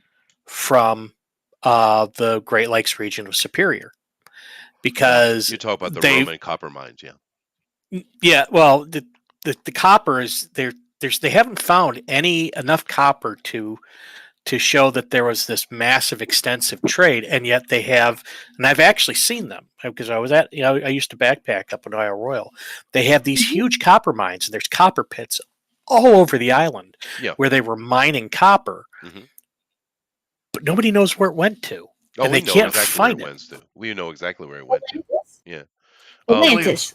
Well, what they don't tell you about that, Jeff, is this. If you get into it, what you're going to find is the Romans were mining there, and that's fine, but because they were. But those pits you're talking about, and they actually there are layers, historical layers. People have been mining there for a very long time. Matter of fact, there's a Phoenician layer, and there's a layer below that of a group we just don't know. I wonder who they could have been. They don't That's what I tell was you getting that. to. Yeah, they don't tell That's you what I was that. getting. They just say, "Oh, it was Roman," and then they don't, and then they ignore the fact that modern historians will not explain how the Romans got there because, as far as they're concerned, there's no way they could have got there. But they'll admit it. Yeah, it's the Romans, but they fail to deal with the other layers that are not Roman. Yeah. So, but that goes back to that whole Atlantis, the whole Atlantis controversy, and the fact that they have found um, some tablets and stuff with particular writing on it, that was traced back to much older civilization. But of course, it's all fraud and all this other stuff. But they still can't explain that half a billion pounds of copper just vanished. But they don't want to. Right, and a True. lot of it comes to them not wanting to, because in America, not only can you find foundations that cities sit upon that, who built those? Don't know. We find script from anywhere from Linear B to our archaic Hebrew, to Proto-Sumerian, to early script Chinese. We find them all over the Americas, right? So obviously people have been messing around over there for a very long time. I mean, Linear B, I mean, you're talking, before the Santorini explosion, right? Because, after that dark age that came, the Greeks, or the Hellenic League, who kind of influenced everything, they picked up the Phoenician language, which brought us to English, right? But they were using what we call Linear B, and we find that in America too. So you're talking a minimum 100 BCE or more. I recently saw a documentary claiming that they found a Carthaginian relic in the United States. I think it a was number a of decades. sword hilt. Oh, really? Yeah, Oh. no, I imagine there's a lot of that shit. But there's other things too. It's not just like that. Like you have foundations underneath. If you go to your state buildings, not a lot of them, especially over there where Andrew and I come from. But if you go to the state buildings, and you look at a lot of those foundations, and then you look at when they do repair and stuff, they'll dig down to kind of redo a foundation. Many times we've seen it. They're all sitting on top of bricks that are coming out of really ancient Scottish kilns. How did that happen? How is a state building sitting on top of an ancient Scottish brick foundation? Anybody? I mean, Anybody? Aliens. We kidnap that's Scottish gotta be people. right. Hmm? Was that anything like the American Indians at the time would have been making bricks? I don't. Well, the thing is, were there just Native Americans there? We know that when people say, "Where did the Vikings of Vinland go?" We know exactly where they went. Matter of Yeah. fact, the Well, last of them were killed off by the pioneers. I think there were many. All the accounts we have, there were many different racial groups in the Americas when that whole Columbus thing happened. It wasn't just Native Americans, and who knows, they could have been involved with something too. But I don't know the answer. I'm just saying that it's a question that should be looked at, should it not? And you can go find, like, I'm Yeah. sure if you go to Boston University or probably Brown, I would assume, you can find there's probably some papers and some stuff on documenting what I'm talking about. I'm sure. It just doesn't go beyond that, right? The press doesn't pick it up, But I Yeah. guarantee you go to those universities and their history departments, you can find files and papers on stuff. I'm sure you can. Cool. What's the time check, by the way? We're done. Yeah, It's my fault. Yeah. I am surprised that no one yelled at me about talking about history because I usually get yelled at. Oh, That was history's with the Oh, old really? crew. you- Yeah, it's incoming though. I'll get emails. Aw. Is Sheldon Someone not will out there? put an Shut up, email. Chester. All right, sorry. All right. Anyway, we're done. And All right. thank you very much, Bones Art, for being with us. Thank you, Alexander, for coming in Thank you. and doing the beautiful piece of art you've been doing and sharing your book with us. We did spend a lot more time talking about your book than we normally do. We get distracted. True. It was very true. We talked about mayonnaise for a long time. Yeah, that's because I left Jeff in charge. Because Yeah. Then we Why? become Adams. Why is there Scottish mayonnaise under all of the Boston buildings? We don't know. Yeah. Well, okay. Maybe you it's the need your, like, associate of You need to Istar. throw mining Miracle Whip back in the ancient Patagonian times. That's true. That's true. Yeah. Anyway, we're going to take a look at the art now and have you guys go ahead and take a look at that straw poll that Jeff just did. And if you could do me a favor, Bones, and come along with me here in the Discord, I'm going to look at AFLM first, which is Andrew, and we're going to take a look at the art. And Bones Art, you're going to critique him harshly. Oh, okay. Okay, go ahead. I drew Igraine. Igraine, yes. A nice portrait of Igraine. You did. So what do you think, Bones Art? And be harsh. And be just Be ridiculous. harsh. God, it's 6 a.m. for me. Yes. Yes. It's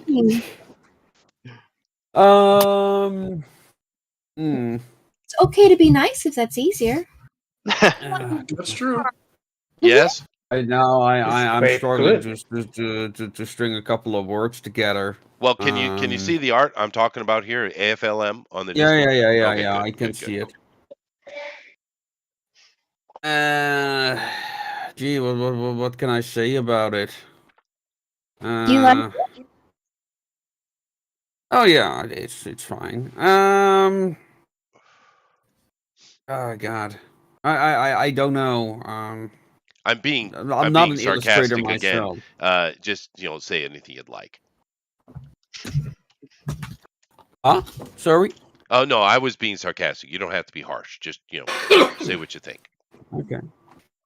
I wasn't being sarcastic. Uh, I'm just really fucking tired right now. That's okay. It looks great.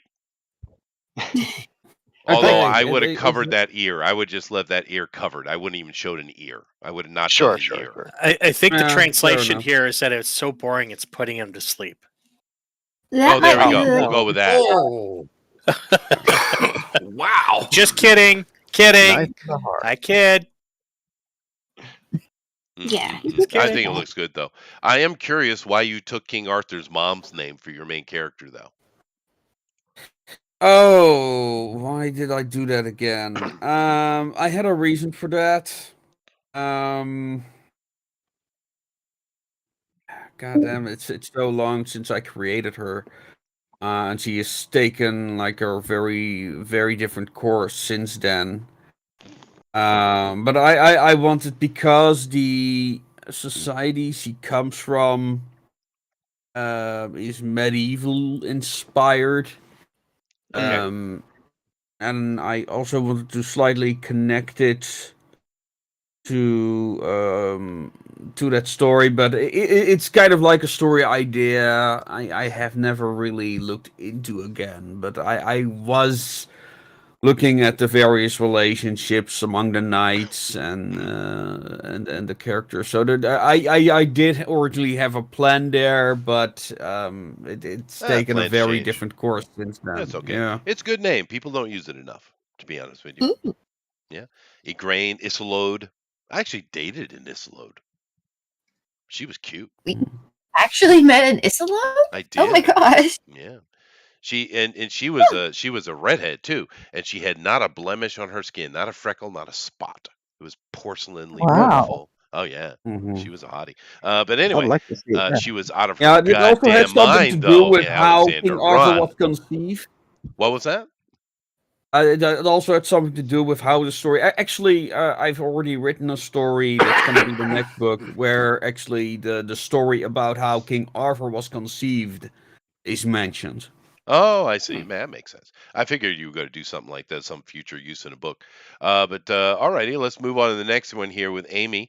And I'm glad to see, Amy, that Raggedy Ann's bug problem became a furry problem. I'm happy. I was a bit concerned. Oh no. Yeah, but it's gotta okay. be fuzzy. It's fuzzy. Yeah, it's fuzzy. But I was kind of getting a caterpillar-y vibe. This is better. Oh, looks okay. like- Yeah. She looks like Debbie. She looks does look like a Debbie to me. Debbie, doesn't she? It's a Debbie, little Debbie, a Debbie. I just want to squeeze your little cheeks. There. Yeah, a Debbie, a Debbie. I want snack cakes Yeah, now. take that, Amy. Looks like a Debbie. I like the color. I love the It's color. another way of saying it's great. Amy, you did good. Yeah, I know it's great. Oh. Yeah, it's great. I especially love the cute little critter. Although I'm definitely getting Laputa vibes here, which is awesome. Miyazaki, go. Now, why did you decide to go with the bonnet, Little House on the Prairie bonnet? Me or him? You. Oh, okay. She wears a bonnet, and I don't know why, but it's cute. I guess. Yeah, I guess they are. Do you And think it's gonna now, Amy, Melissa, have you girls ever seen Little House on the Prairie? Oh, sure. It's been a while. Yeah. Okay. You ever seen the Waltons? Uh, I don't Okay. watch a lot of. Are they the That's bad fine. guys? I'm just Hey, John fishing for Boy. how old you girls are. I'm fishing. Yeah. So Okay. all right. So syndication, we saw Little House on Prairie, then syndication. Okay. But I think it looks really good. It's cute as usual. Thank you very much. And keep in mind, guys, if you like what Amy has done or you like what Andrew has done, please vote for them in the straw poll. Let's go on here to Mr. Hawkins, who's decided to be all actiony today with gears and shit. I think it's good though. What do you think of this one here, Bones? Yeah, I like it. S36. So actually the first story I ever written for the series. So she's like the whole thing what the whole the series based on. Um, oh yeah, I like it. Interesting choice not to include her second blade. But yeah, no, Well, I also like the detail on the legs there. yeah, Yeah, that would interfere with the Yeah, gears. He was thinking ahead. yeah, it Yeah, would. yeah. I like the gears. Yeah, the gears are cool. Yeah, Yeah, it looks great. yeah. Yeah, I love the Gears the great. the cloudy miasma in the background too. I might have cheated with the gears. I might use Excuse them me. for other drawings, and I just brought them in here. Maybe, that's okay Mm. though. It's Yeah. okay. It's just background. That doesn't matter. But it looks great though. If you guys like what Eric has done, please vote for him in straw poll, man. Very nice. Let's go on here, and Honey has animated some stuff for us. So what? Yeah, What do you? this is. Go ahead. Oh, I was checking out the references, and she's called Anwin the doll. Yeah, Um, that's right. I felt like she was someone. I says I like to animate whenever possible. She looked like well, for one thing, she's dancing, so that's that's a good Oh subject. yeah. She is Let's not add- dancing. She is blowing me a kiss. Me particularly. Oh, yep, you in particular. Mhm, Yeah. mhm. The I toilet's think gonna she's get referring jealous, to the right? to the Right. I original think you're drawing mistaken, that Chester. It's me. Alex She's made. going to. Go on. It might be. It might be. But I do have a question though, Melissa. During the whole time, I saw color. What happened? I messed up with the frame. It still exists, but I didn't color every frame, so it would look a little weird. Oh, It I takes a see. while. It takes a while. So you can't lock that together, huh? That's interesting. Yeah, and they're separate layers. It's still cute. Oh, it You looks did great. good. Yeah, it looks Yeah. great. Cute. Very cute. Super, super cute. And what's the name of this character again? Anwin? And win. It's also And a reference to the Arthur mythos. Oh, yeah, yeah, yeah. So very nice. There you go. Cool. If you like it, vote for Melissa in the straw poll. She might be being called Honey over there as well. But now, of course, Johan, where he's not in the straw poll, of course, he's the guest. Yeah, But No, he's in the straw poll, but oh, whatever. oh, okay, fine then. That's no, fine. no. But anyway, we have this wonderful piece he's been coloring the whole time. Look at that. Wow, man. Yeah. It's for I the love- cover from the comic. For the comics. Oh yeah, no, I love the Mhm. little anime aspect with the younger boy, but yet he's obviously dangerous and in charge. Yeah. It's very Yeah, it's Japanese. a little girl actually. A little girl. Okay, well, that's Yes. sad, but There's a story behind that. Yeah, you it's have a not a little story girl. behind why she's so ugly. Chester. No, Bad see, boy. Whoa. Tomboy. There's a difference. Holy No, cow, there's not. Chester. It's like a Nah. little boy. It looks perfect, but a little girl. Well, there must be a reason for that. no, the story is a little bit complicated, you know. Oh, okay, all right. Well, Yeah. see, As there, all of take my that, Jeff. things tend I to was be. right. I always start with a very simple concept, and then it turns out into some freakish, complex monstrosity. Yeah. As they do. But I love it though. I think it's freaky. great. I love the uniforms on the guys. I love the Oh stuff yeah, in the back. it's being It's really colored good. Oh amazing. yeah. I like Yeah, the it's Thank blue. you, thank Oh you. man, coming up with those uniforms that took me years to come up with a uniform that I liked enough. Oh wow. So, Well, it's very. I love the soft palette of the coloring too. It's very nice. nice. Yeah. Oh yeah, thank you. Very nice. Alrighty. Well, let me. We still got a couple of artists here to look at, but I have to grab them on the other side. So let me do that, and we will take a look at them. And I think that's probably dropped into the draw along. So let's take a look at Rosa first. Well, there's a bunch down here. Wow. Okay. Good. Yeah, So got a lot. let's take a look at Rosa. And why did you do that? Don't stop doing that. Goodness gracious. Alrighty. What? Nothing. It's my fault. Mine.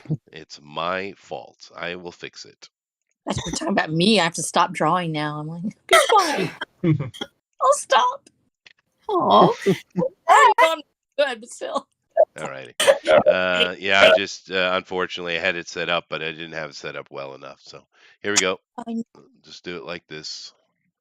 There we go. Now, Now, it's disturbing, Rosa. It's Thank you. disturbing. Let me share it with you guys so you can look at it more easily. Yeah, there we go. I mean, if that's its purpose, you did good, Rosa. Yeah, no, Thank no. you. I that wasn't an insult. That was a compliment. But Thank it you. I it it appreciate it definitely is disturbing. This poor lady has her skin is just a suit. Oh no, it's unzipped, so she can. I guess Yeah. somebody can get. There's a zipper there. Come on. Yeah, that It's was my point. But which character is this, or is this just in general a cyber steampunk no, this thing? is a character from kind of like a spin-off series, I guess you could call it, called the Coffin Girls.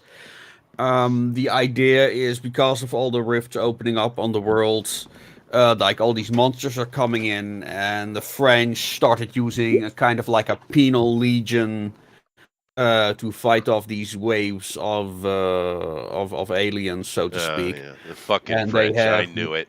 French. Yeah, and they have like these female robot pilots, I shall call them, called Coffin Girls. And Marie here during a battle breaks her back, and but the idea behind the penal legion is also that it's the only legion they're allowed to adopt all this alien technology that they find. And she's basically used as an experiment to control a new type of robot. So she's gotten this new spine. It's actually the same technology used to create the S-36 that Eric drew. Oh, So cool. that There we go. Jules Neat. there as well. So. It's like the in the early Super Soldier Serum programs. So there you go. Perfect. Kind of like that, yeah. Yeah, Similar neat. idea. Well, I like it, Rosa. It looks good. Love the foot. Foot looks good. We got a little bit of butt action Mhm. there. A little bit of butt action. She's tastefully covered. Oh, she's tastefully covered with Is the one. I don't know if I'd use the word tastefully covered. She's covered. Sort of. Yeah. I put a scarf in there because I couldn't draw a nude because I'm not allowed. Okay, fine. You know, you could have been nice and put a little side boob in there, but fine. Be like No, that. All right, fine. she's turned away. All right, fine. She's turned away. That's fine. But anyway, I like it. It looks good. If you guys like it as well, please vote for the straw poll. All right, let's go over here and find Mr. Motion's piece. Mr. And Are we not going to judge Thunder Rat like he was on top? But well, no, because that's a draw along. He's not here in the show, is he? oh, okay. Yeah. So we'll show his art here in a minute, though. What was that? Yeah, we will. We will show his art here in a minute. We do show all the draw-alongs. Yeah, I Yes, do. we do. I am going to show it. Yeah. But here is Mr. Motion, and he's gone with a very interesting exotic helmet, a bird helmet, and an old gun. I like that. Very interesting. Now, is this a character as well, or just a steampunky homage? Yeah, this is specifically this character is Associate 212. Like this is kind of like the character. This is actually an actual costume that I've created, and that's also the basis for the associates. It's kind of like he's supposed to be kind of like the archetypical associate in uniform. Oh, okay. In the future, I hope to have like all these variants with more civilian dress and stuff included. But yeah, this is the basic idea behind it. That's cool. I'm glad everyone had and, reference to get to. Thank you for doing that, by the way. I do appreciate it. Yeah, Yeah. it's really nice. Well, I Love like the it. costume, bud. If you like what Mr. Motion has done, please vote for him in the straw poll, man. Looks good. Looks good. Thank you. Looks good. All right. While you guys get to the voting, I'm going to take a look at the draw along stuff here. So let's come down here and see what Sheldon was doing. So he's done the same thing. He's done one of the associate agents in action here. Wow. Thank you, Sheldon. Look I at know, that. Sheldon. It's great. Yeah. Dope. Gosh. That is awesome, dude. Good job, man. It's badass. It is badass. Yeah, that's really good. Badass. Very nice, Sheldon. Thank you. Of course, we got a lot of cheaters over here too. Lots of cheaters. We got Jason Gonzalez as well. And this is a character. This is I showed this earlier. This is actually you in costume, isn't it? Very cool. That's so wait, I think I'm watching the wrong screen. I'm sharing on the Discord via my. You can just click Yeah, on, yeah. or just look at the YouTube after. It's loading. Yeah. That's Dankert Lexicon. That's the founder. Yes. Yeah. Once again, Jason, awesome dude, Oh. awesome. Yep. I love his little touches. You know, he's becoming more, and I know this might be sacrilege, but he's becoming more and more Matt Weldon-y. Now, have you that was noticed this? I think that's a fair statement I just made. It really is a great drawing. It is. it's been. Yeah. It's the wispy touches, is what I Those mean. are nice. Yeah.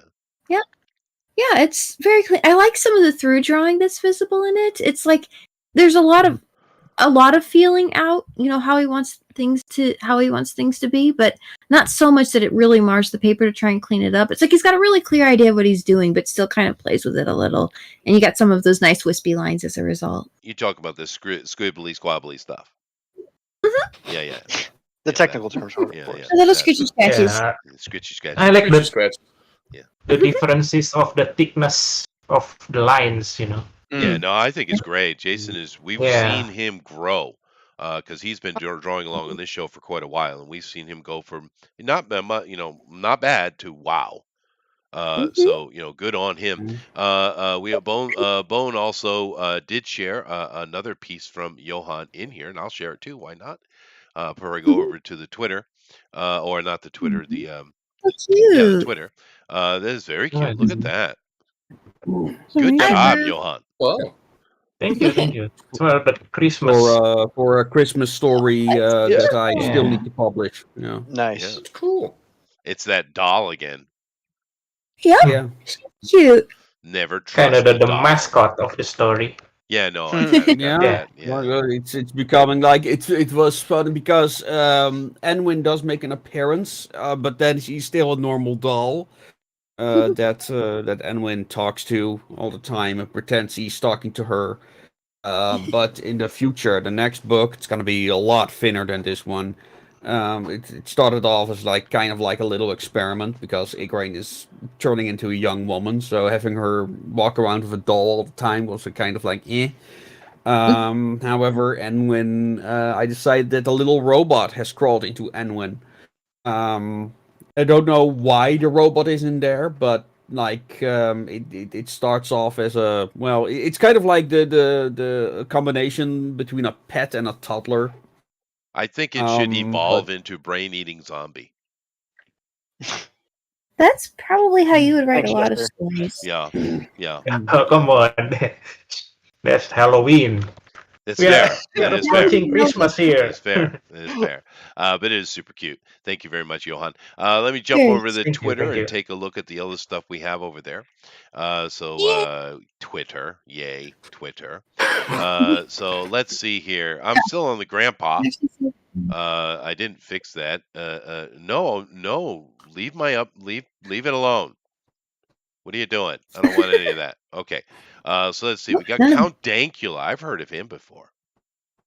Yeah. Oh, his name is changed back. Okay. Yeah. Yeah, he keeps changing his name. Yeah, I've heard of him before. He got in trouble for some stupid thing. But let's see. If you're, I don't know. That's not interesting. You have to be careful here. So yeah. Oh my God, DC shut everything down. By the way. Oh Really? yeah. Yeah. That's Oh. What a shame. Going Chubby Robin. That's what we need. More of that. Norwegian filmmaker faces up to 3 years in prison for saying men cannot be lesbians. Well, they can. That would be just normal. Technically, we all. Yeah, we all yeah. are. We're all lesbians. Yeah. Okay. Why I is love George women. Takai here? Go away, George. All right. Chuck. Oh, Chuck's doing something. You gotta be careful with Chuck though. He gets. Oh, Simon. Those guys are awesome. Nothing too interesting though. Uh-oh. Where's the baby? Oh, there's the baby. Well- There's the baby. Right there's the baby. She forgot where the baby is. Where's my baby? It's in her arms. She totally forgot it. Okay, Mom, you're too busy. You need a rest, Mom. Oh God. Okay, there's the baby. Aw. Okay, that was cute. Alrighty here. I gotta get back over to the other Twitter account though, because that one's always edgier. Anyway, let's take a look at the art here, because I know I saw a couple other ones. This one right here from Blue Moon. My God, Doug. I love this dude. This might be my favorite thing he's done. It's the most marketable too, and look at it. It should be on a cereal box. It really should, yeah. What kind of cereal that would be? Crusty Crips. Krusty Kribs. Oh, okay. So is that like Cheerios, or is that more like Captain Crunch? It's in between, but instead of having peanut butter flavor, it has azuki bean flavor. There you go. Yeah. All right. Let's do some of that. Yeah, let's have some of that. I love that though. Isn't that great? It is. Mm-hmm. That's very cool. Well, Doug is the man. Yeah, Doug is cool, dude. But let's take a look at his other offer. This right here, which I get to in a minute, just see if anything else is over here. No. But let's go ahead and take a look what he's got here. So we have he based that on the Kingpin image that I shared. Oh, so it is based on a character. I thought it was just a fat sumo. No, it's not. No, it's not based on the story for my. But like it was a document that I shared with Alexander before, so I didn't want to do double work. So I put some references in there that I thought were suitable for Dankert, and yeah, so that's where that came from. I love the thigh hair. Oh That's a heck of an outie. It's so awesome. It's so wrong. That's things I love about Doug stuff. It's just wrong. It's not right. But anyway, it's great. Let's see here. Oh, this one. Yeah, he's showing the reference you had. Yeah, that's one he based it on. Yeah, that's just a random stock image that I found on the internet. Oh yeah, no, it's cool though. It's cool. And then of course.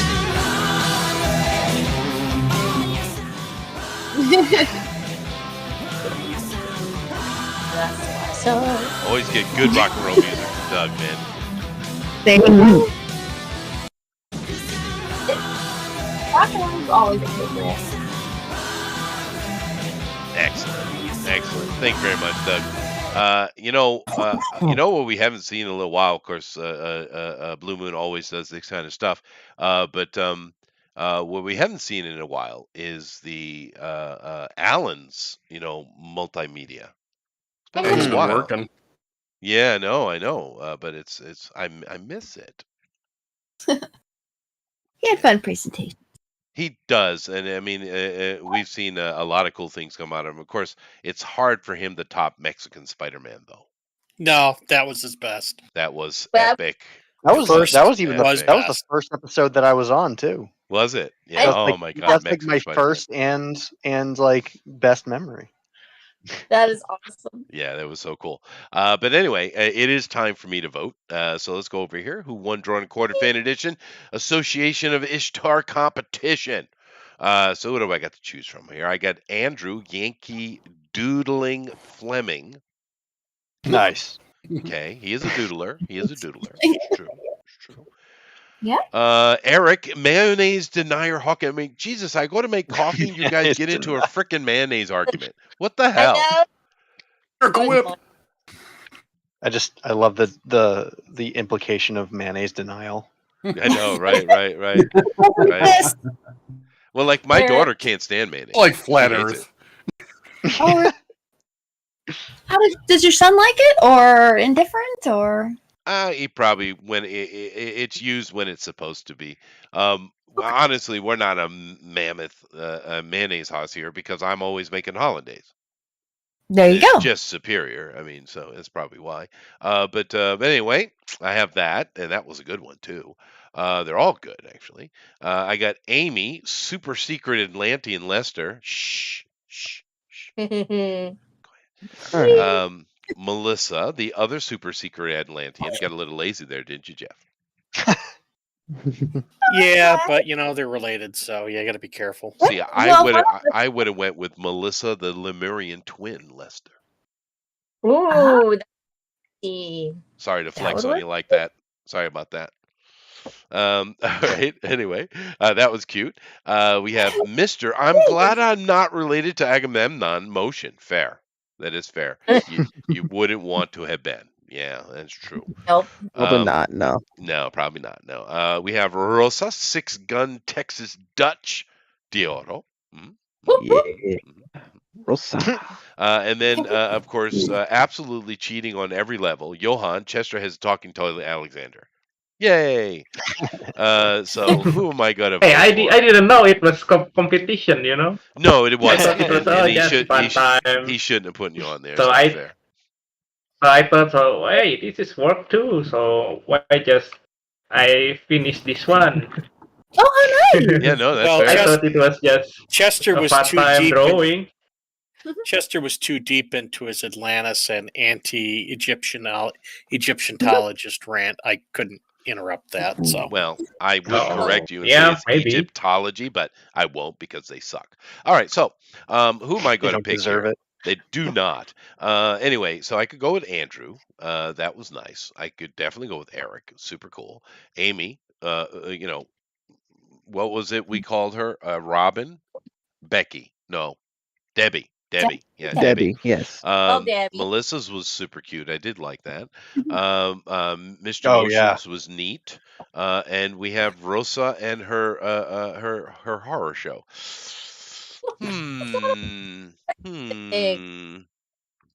That was mean. Well, I actually, know. I'm thinking I might actually vote for Rosa, to be honest with you. Oh my Really? god. It was very good. Vote for me. I don't know, man. I'm gonna go with Rosa Oh. Yay. because she showed me butt. All right. Come on. Yeah, but it's good too. It's true. It is true. But all right. So, well, the mayonnaise denier's winning. God, Yeah. Miracle Whip, baby. Miracle Whip, baby. I guess that just So vote defeats for Eric the and vote for argument. Mir. Right. But I'll give it a minute here and let the other votes that might want to come in. Keep in mind, of course, next week that if Mike is still doing his thing, whoever the winner is, Yeah. looks like Eric. Now, Eric, last week, did he have a show? no. No. No, because I won the week before. So Right. anytime I win, he does not have a show. You know that. Because That I am is- Which the is why we're first voting Slayer. for you to win this time. It so is that Here's interesting. me. It is interesting. He does fear you. But oh, Hearing the Mike. man. But you guys probably don't know this, but this is the fan edition, and Mike Miller, of course, the DC artist, he has the pro edition. So we always have the winner here every week go over to his pro show on Wednesday. So Plus, it's me. unless it's you, yeah, and then he He cancels. cancels the show He does, yeah. because he doesn't like me going over there and beating him. Yeah, no, he did. He was. I got yelled at. Yeah, No, you got. Oh no! What? I did. The first time I went over there, I won by a large margin, Yes, you did. which is only my second week on the show. And Chester got. Mike yelled at Chester He about it. did, and you I cheated. You did cheat, and and on that show, I think that you had some of the competition on there was like Mike, John Malin. Wasn't Dan Fraga on that show? No, it was Mike, John Malin, Elliot, Oh, Elliot's great. Brian Shear, Hmm Gary was on that night. Gary Shipman. Oh wow, damn! Oh wow. Yeah. You know, You beat Gary yeah. Shipman. I beat a lot of them. Big deal. That is a big deal. Yeah, that guy's freaking. I think phenomenal. Titan, Gary was on there too. Oh, the other Gary. Oh, I'm sorry, no, Doug. Oh, Doug. From Jim Tenable. Doug. Yeah. Yeah. Was Oh, yeah, wow. no. Was that the Oh, one where he did the pissing lady? No. We did a Conan because the week before Oh, Conan, okay. we had done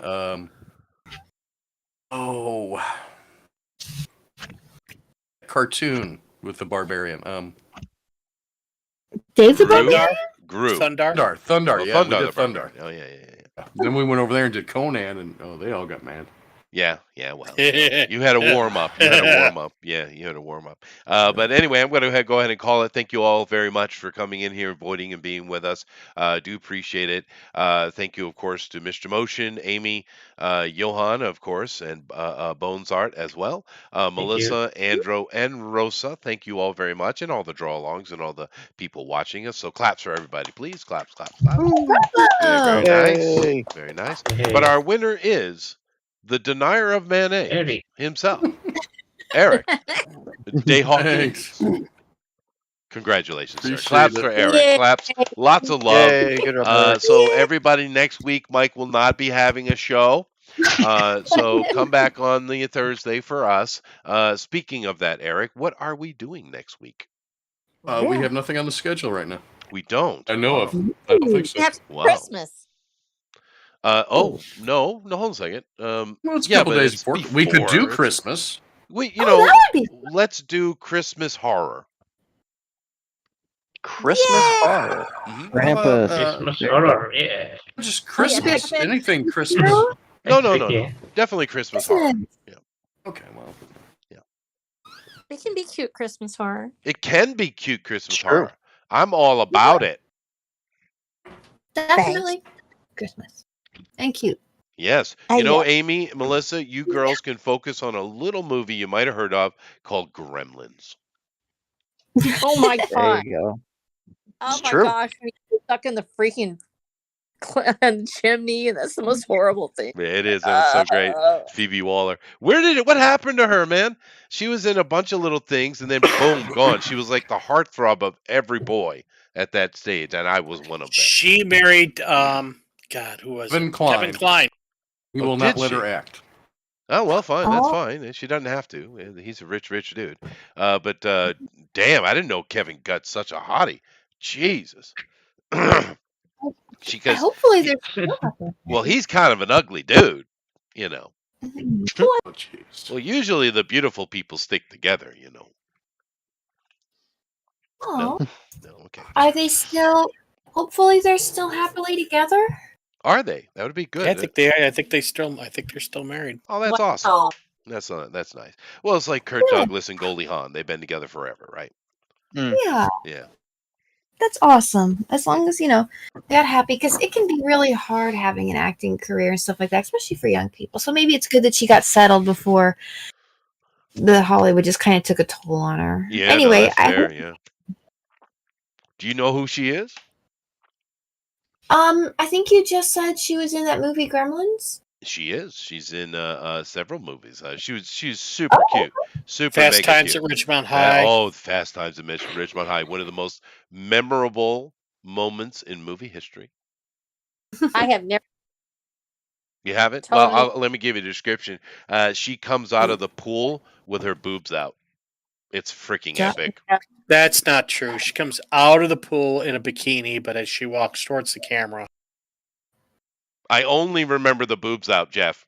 I know, but I Thank just you. thought I'd Anyway, clarify that. but no, that's cool. Good for them, man. That's awesome. But nevertheless, thank you all very much. Next week we'll let these guys decide what they want to do. As usual, I don't interfere with that. But we'll see you next week for that. It'll be fun. And as for today, we'll let everybody go through stuff. And I'm going to come to you, Bones Art, at the end. And if you could give us a little bit of an elevator pitch for your book, okay? But we're going to come to you at the end. So just prepare for that. Let me go over here and start with the Andrew, though. All right. Well, if you guys want to see more of my work, you can head over to solariansun.com where you can read my webcomic for free. Tomorrow or tonight, I will be posting up page 229, which is in the midst of chapter 8. And then on Patreon, if you head over my Patreon at patreon.com/AFLM, we will be gaining access up to page 504. I think. Wow. No, maybe 500. Oh, sorry, 506. It's insane. And the start of chapter 18. Start of chapter 18. Amazing. Hmm. We're really plugging along. And of Congratulations. course, thank you. And of course, as everybody's been hearing for the past few weeks, coming up in January, starting January 10th, the Kickstarter for Solarian Sun Volume 2 will be beginning. And you can head over to kickstarter.com/Solarian Sun Volume 2 right now and sign up for notifications. Sweet. I have a question though, Andrew. Why Yes. is she angry at me? This character is well, she's kind of moody and tomboyish, and so I decided that I just kind of felt like drawing her in a more feminine way. You know, I feel like she deserved a little bit of cuteness and a little bit of femininity So because she doesn't get to show that a lot. Pissed off equals feminine? Sweet. No, but you know, the setting amongst. Oh, well, Yeah. she's the sexy water. Yeah, okay. Sexy water bikini top shot. I get it. Okay. That's right. She's Yeah. still angry though. Yeah. Yeah, that's Just okay. thinking- Looks good though. Great art. I do love the art for that series you're doing, dude. It's really neat. And how Thank many you. pages Thank you you up to? You're over 500, right? Yeah, so I believe Jesus. it's 506 is 506 is what I just finished up. Ridiculous, man. But awesome. Check it out, guys. Of course, Jeff is on all of this, and he has all the links for you guys in the chat. Girls. Hello. I think Melissa fell asleep. No, I'm fine. Oh, you're awake? Okay. Oh, that's sorry. I'm totally fine. Oh, you're all right. It's been a really long week, but I'm so glad we managed to get here and see everyone and do some drawing. This was a lot of fun. It looks like a cool new story, and I really love Debbie. I don't know much about her, but she looks like a cool person, and she's got a really pretty dress. So this has been a lot of fun. And I like her little shawl critter. He's just adorable. It is cute. So, yeah. it is. And little doll is cute too from Honey as well. But Yeah. I'm sorry I bored you to sleep with my historical conversations. No, that was. Yeah, I think it's just been a really long week. Fair. So, That's true. Yeah. It happens. Well, would you like to say something, Melissa? Yeah, I really do enjoy coming on every week and spending time together, making art and learning new people's stories. It really is a delight, and I'm glad to be a part of it. If you want to see what we're up to, you can visit our website unzinkingdom.com. Made a game a while ago called Artisan Going Home Again. You can check out a free demo on the Steam page, and things look quiet now, but it's still waters run deep, and there's stuff coming in the future. You can be sure of that. Okay, awesome. And delight is a good word. It is delightful. It is. Yeah, thank you. Absolutely a delight. Absolutely. All right. Hi, Well, Hi, Alpha. yeah, go ahead. Oh, Aw. you're saying hi to Alpha. Sleepy Honey. Yes, she is. It's true. But all right, let's move it along here and go to Rosa. You, me? Oh my gosh. Okay, I love you, and I love you, and I love you. I over get there. extra love because I voted for you. I thank you. I Thank still love him. No, he's a mayonnaise denier because he did come through on the right one. And I love this concept. I love it. I just love the whole cybernetics and the cyberpunk and the steampunk all coming together like that. It's just neat to see those melding genres. It is. And the historical settings. So that was really neat. I think that was great. I love the little all the mythos that was woven into this these characters, because I'm a big fan of world religions and mythoses from the past. And so I love all that. So I thought it was really great. So thank you guys so much for being on here, especially with it being so late for you. I'm so sorry. But I Yeah, hope really. for It's you. 7 a.m. now, and my cat is throwing off my stuff. Okay. Bless That's your okay. heart. That's okay. Yeah. It is weird timing, yeah. Oh, watch your dam. Be there. Just got my manuscript for book 7, the 7th book in the bag, and started on and Trail of Travail. It's the manuscript's done. It's going in for the beta readers now, and starting on Caballeros de Caminos, which is Knights of the Road, which is the next set in the series. And I started my Audible. Jeff, it's so hard. I know what I'm doing. I'm so hard. I'm having to mix everything.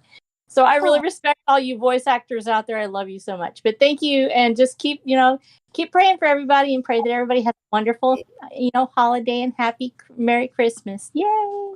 Awesome. Yay. And yeah, we didn't really bring that up today, Bones, but Jeff and Rosa are also authors. They write fantasy novels as well. okay. Yes. Yeah. Awesome. I really think Rose's book and yours would be like a cool crossover. They have so much of kind of a similar like groove about them. I that don't would be so. Well, Well, maybe you can come on my podcast sometime. We can talk about it. There you I go. would I love also do a podcast That that on would would be my be cool. channel as well. That would be Yeah. cool. So if you, on Twitter. I've got y'all. I think I've got y'all. Are y'all on Twitter? yeah, Well, yeah. Jeff's So going to send me drop a all the message on links here in a Twitter, minute and as well. Yeah. Yeah. So awesome. Well, thank you very much, Rosa. The winner, the man who won, Eric. Oh, by the way, Eric, just to let you know, my wife has still not forgiven you for eating a whatchamacallit in front of me. Just so you know. Oh, I'll have to go get another one. You bastard. I had Anyway, one in a Eric, while. go ahead. Well, nothing. Actually, right. Real new. Zombieful Adventures, the spinoff of Zombieful World of Oz, is at the printer, so it should be arriving soon. Nice. Very cool. Zombieful World of Oz number 5 will launch in April, and I'm almost ashamed to mention my Patreon because I've done 5 pages. Yes. Not 500? They're exclusive to the Patreon. They only get to read it. Yeah, I won't print it anywhere else except for them. Once I get up to about Nice. 28 pages, I'm going to print it out for them, and that's it. But other than Nice. that, yeah. You're Yeah, no, forcing me Patreon's to- a cool thing. It is cool. Yeah. All right. Well, thank you very much, Eric. And of course, well, Jeff is going to close the show out as he usually does. But did I get to Mr. Motion yet? I don't think so. No, You you have did not. Hello, Mr. Motion. Hello. Yay. Well, y'all. Would you like to say All something? right. Yes, I would. Hold on a minute. Yeah, y'all can follow me on Instagram at creation.jason. A lot of cool stuff there, and make sure you check out the description where I write script, type in scripture and so make sure you read, you filthy heathens. Yes. All right. So anyway, Well- God bless y'all. Merry Christmas. So That's right. Thank you. Well, just keep in mind, Mr. Motion, I might be a heathen, but at least I'm not a Philistine. Ooh. okay. Anyway, God of bless course. you anyway, sir. I forgive you. Thank you. Thank you. But now, of course, we're going to go to Bones here in a second and let him give his closing elevator pitch. But we'd like to give Johan Alexander an opportunity to say something as well, if he'd Heck like. yeah. Bravo. Oh, hello, you can. I work with Bonsai since around the early of this year, so I enjoyed every moment of it. Oh. And you can find me at johan.alexander in my Instagram. Actually, I write a web comic at Cyberronin Haruka at Webtoon. It's in English, so you can see it. Cyberronin Haruka. And I'm preparing my steampunk comic, but it's still in Indonesian. I think it will be published next year. It's a steampunk comic set in Indonesia. It's our Dutch indies, so I am very I like working in the steampunk, So that's it. That's for me. Thank you very much. Awesome. Well, thank you very much. Okay. And keep in mind, of course, you guys are both welcome to come back anytime you want. Particularly for the Yeah, art thank you. stuff. We'd love to come on and just be a competitor, dude. Yeah. Give it a shot. I just knew I just knew the rules, Oh, well, the Okay, rules are maybe. simple. You have 2 hours. You can do anything you Yeah. want, and it's basically a PG-13 limit. Yeah, That's yeah, the yeah. rule. There it is. Yeah. Yeah. But we'd love to All have right. you back, dude. For sure. Yeah. And I Thank you, do thank you. love the heavy R rolls. Boy. Whew. Oh, Very nice. But anyway, thank you very much. And of course, we'll end out the show with Bones. So Bones, go ahead and give us your last little bit of elevator pitch for your book, sir. Right. Well, first of all, thank you all for participating in this. It's quite an honor to see that many people make art based on my stories. So yeah, Bound for the Sticks. It's for those people who like a in-depth character study, but also like to explore strange alien human civilizations on board of a what to call it, an alien Atlantis, so to speak. So it's for those people who both like their cosmic horror and their Indiana Jones-esque storytelling. It's coming in February to Kickstarter. I'm hoping to make 50 followers, so please follow my Kickstarter. Link will probably be in the description, I hope. And yeah, the more followers they have, the more things I will offer. And with 50 followers, I'll offer a miniature of Egre Mortiba as a pricket, as her function is called. Yeah. So yeah, and I also hope to do, if I have enough followers, I'll also commission a miniature of the founder as well. So yeah. And of course, you can also check out some of the short stories on our website, associationofishtar.com, where I also have very cute stories with Enwin. So, yeah, which I'm really proud of. I'm really looking forward to writing more about. So, yeah, that is obviously very far along. And of course, next year we'll also have the comic what Johan is working on right now. So, come back which for will that, also. Yeah, definitely come back for that. That'd be awesome. That'd be Sweet. perfect. All right, man. Well, thank you very much. Good luck to you. Hopefully, the book really does well. And like I said, we'd love to have you back. We appreciate it. And, you know, I thought it was a great show, good fun. And what's going to happen now is Jeff's going to take us out of here. Jeff. Yep. Yeah, I'm going to take us out of here. Revenant in the Tomb links are in the chat. Just got my proof copy of the physical proof copy of my next book called The Wizard's Stone, which will be out on March 3rd, and it's quite hefty. Well, yes, feels hefty, but looks good, and it's actually going up on all the various sites for pre-order. So you'll be able to pre-order fairly soon, and whatever, and then after that, namaste, yo. Namaste. Namaste, yo. All righty. Yo. And just for you, Alexander and Bones, I'm going to run an outro now. So later. Goodbye. Goodbye. Goodbye. Goodbye. Goodbye. Bye. Bye. God bless. Good night. Sweet.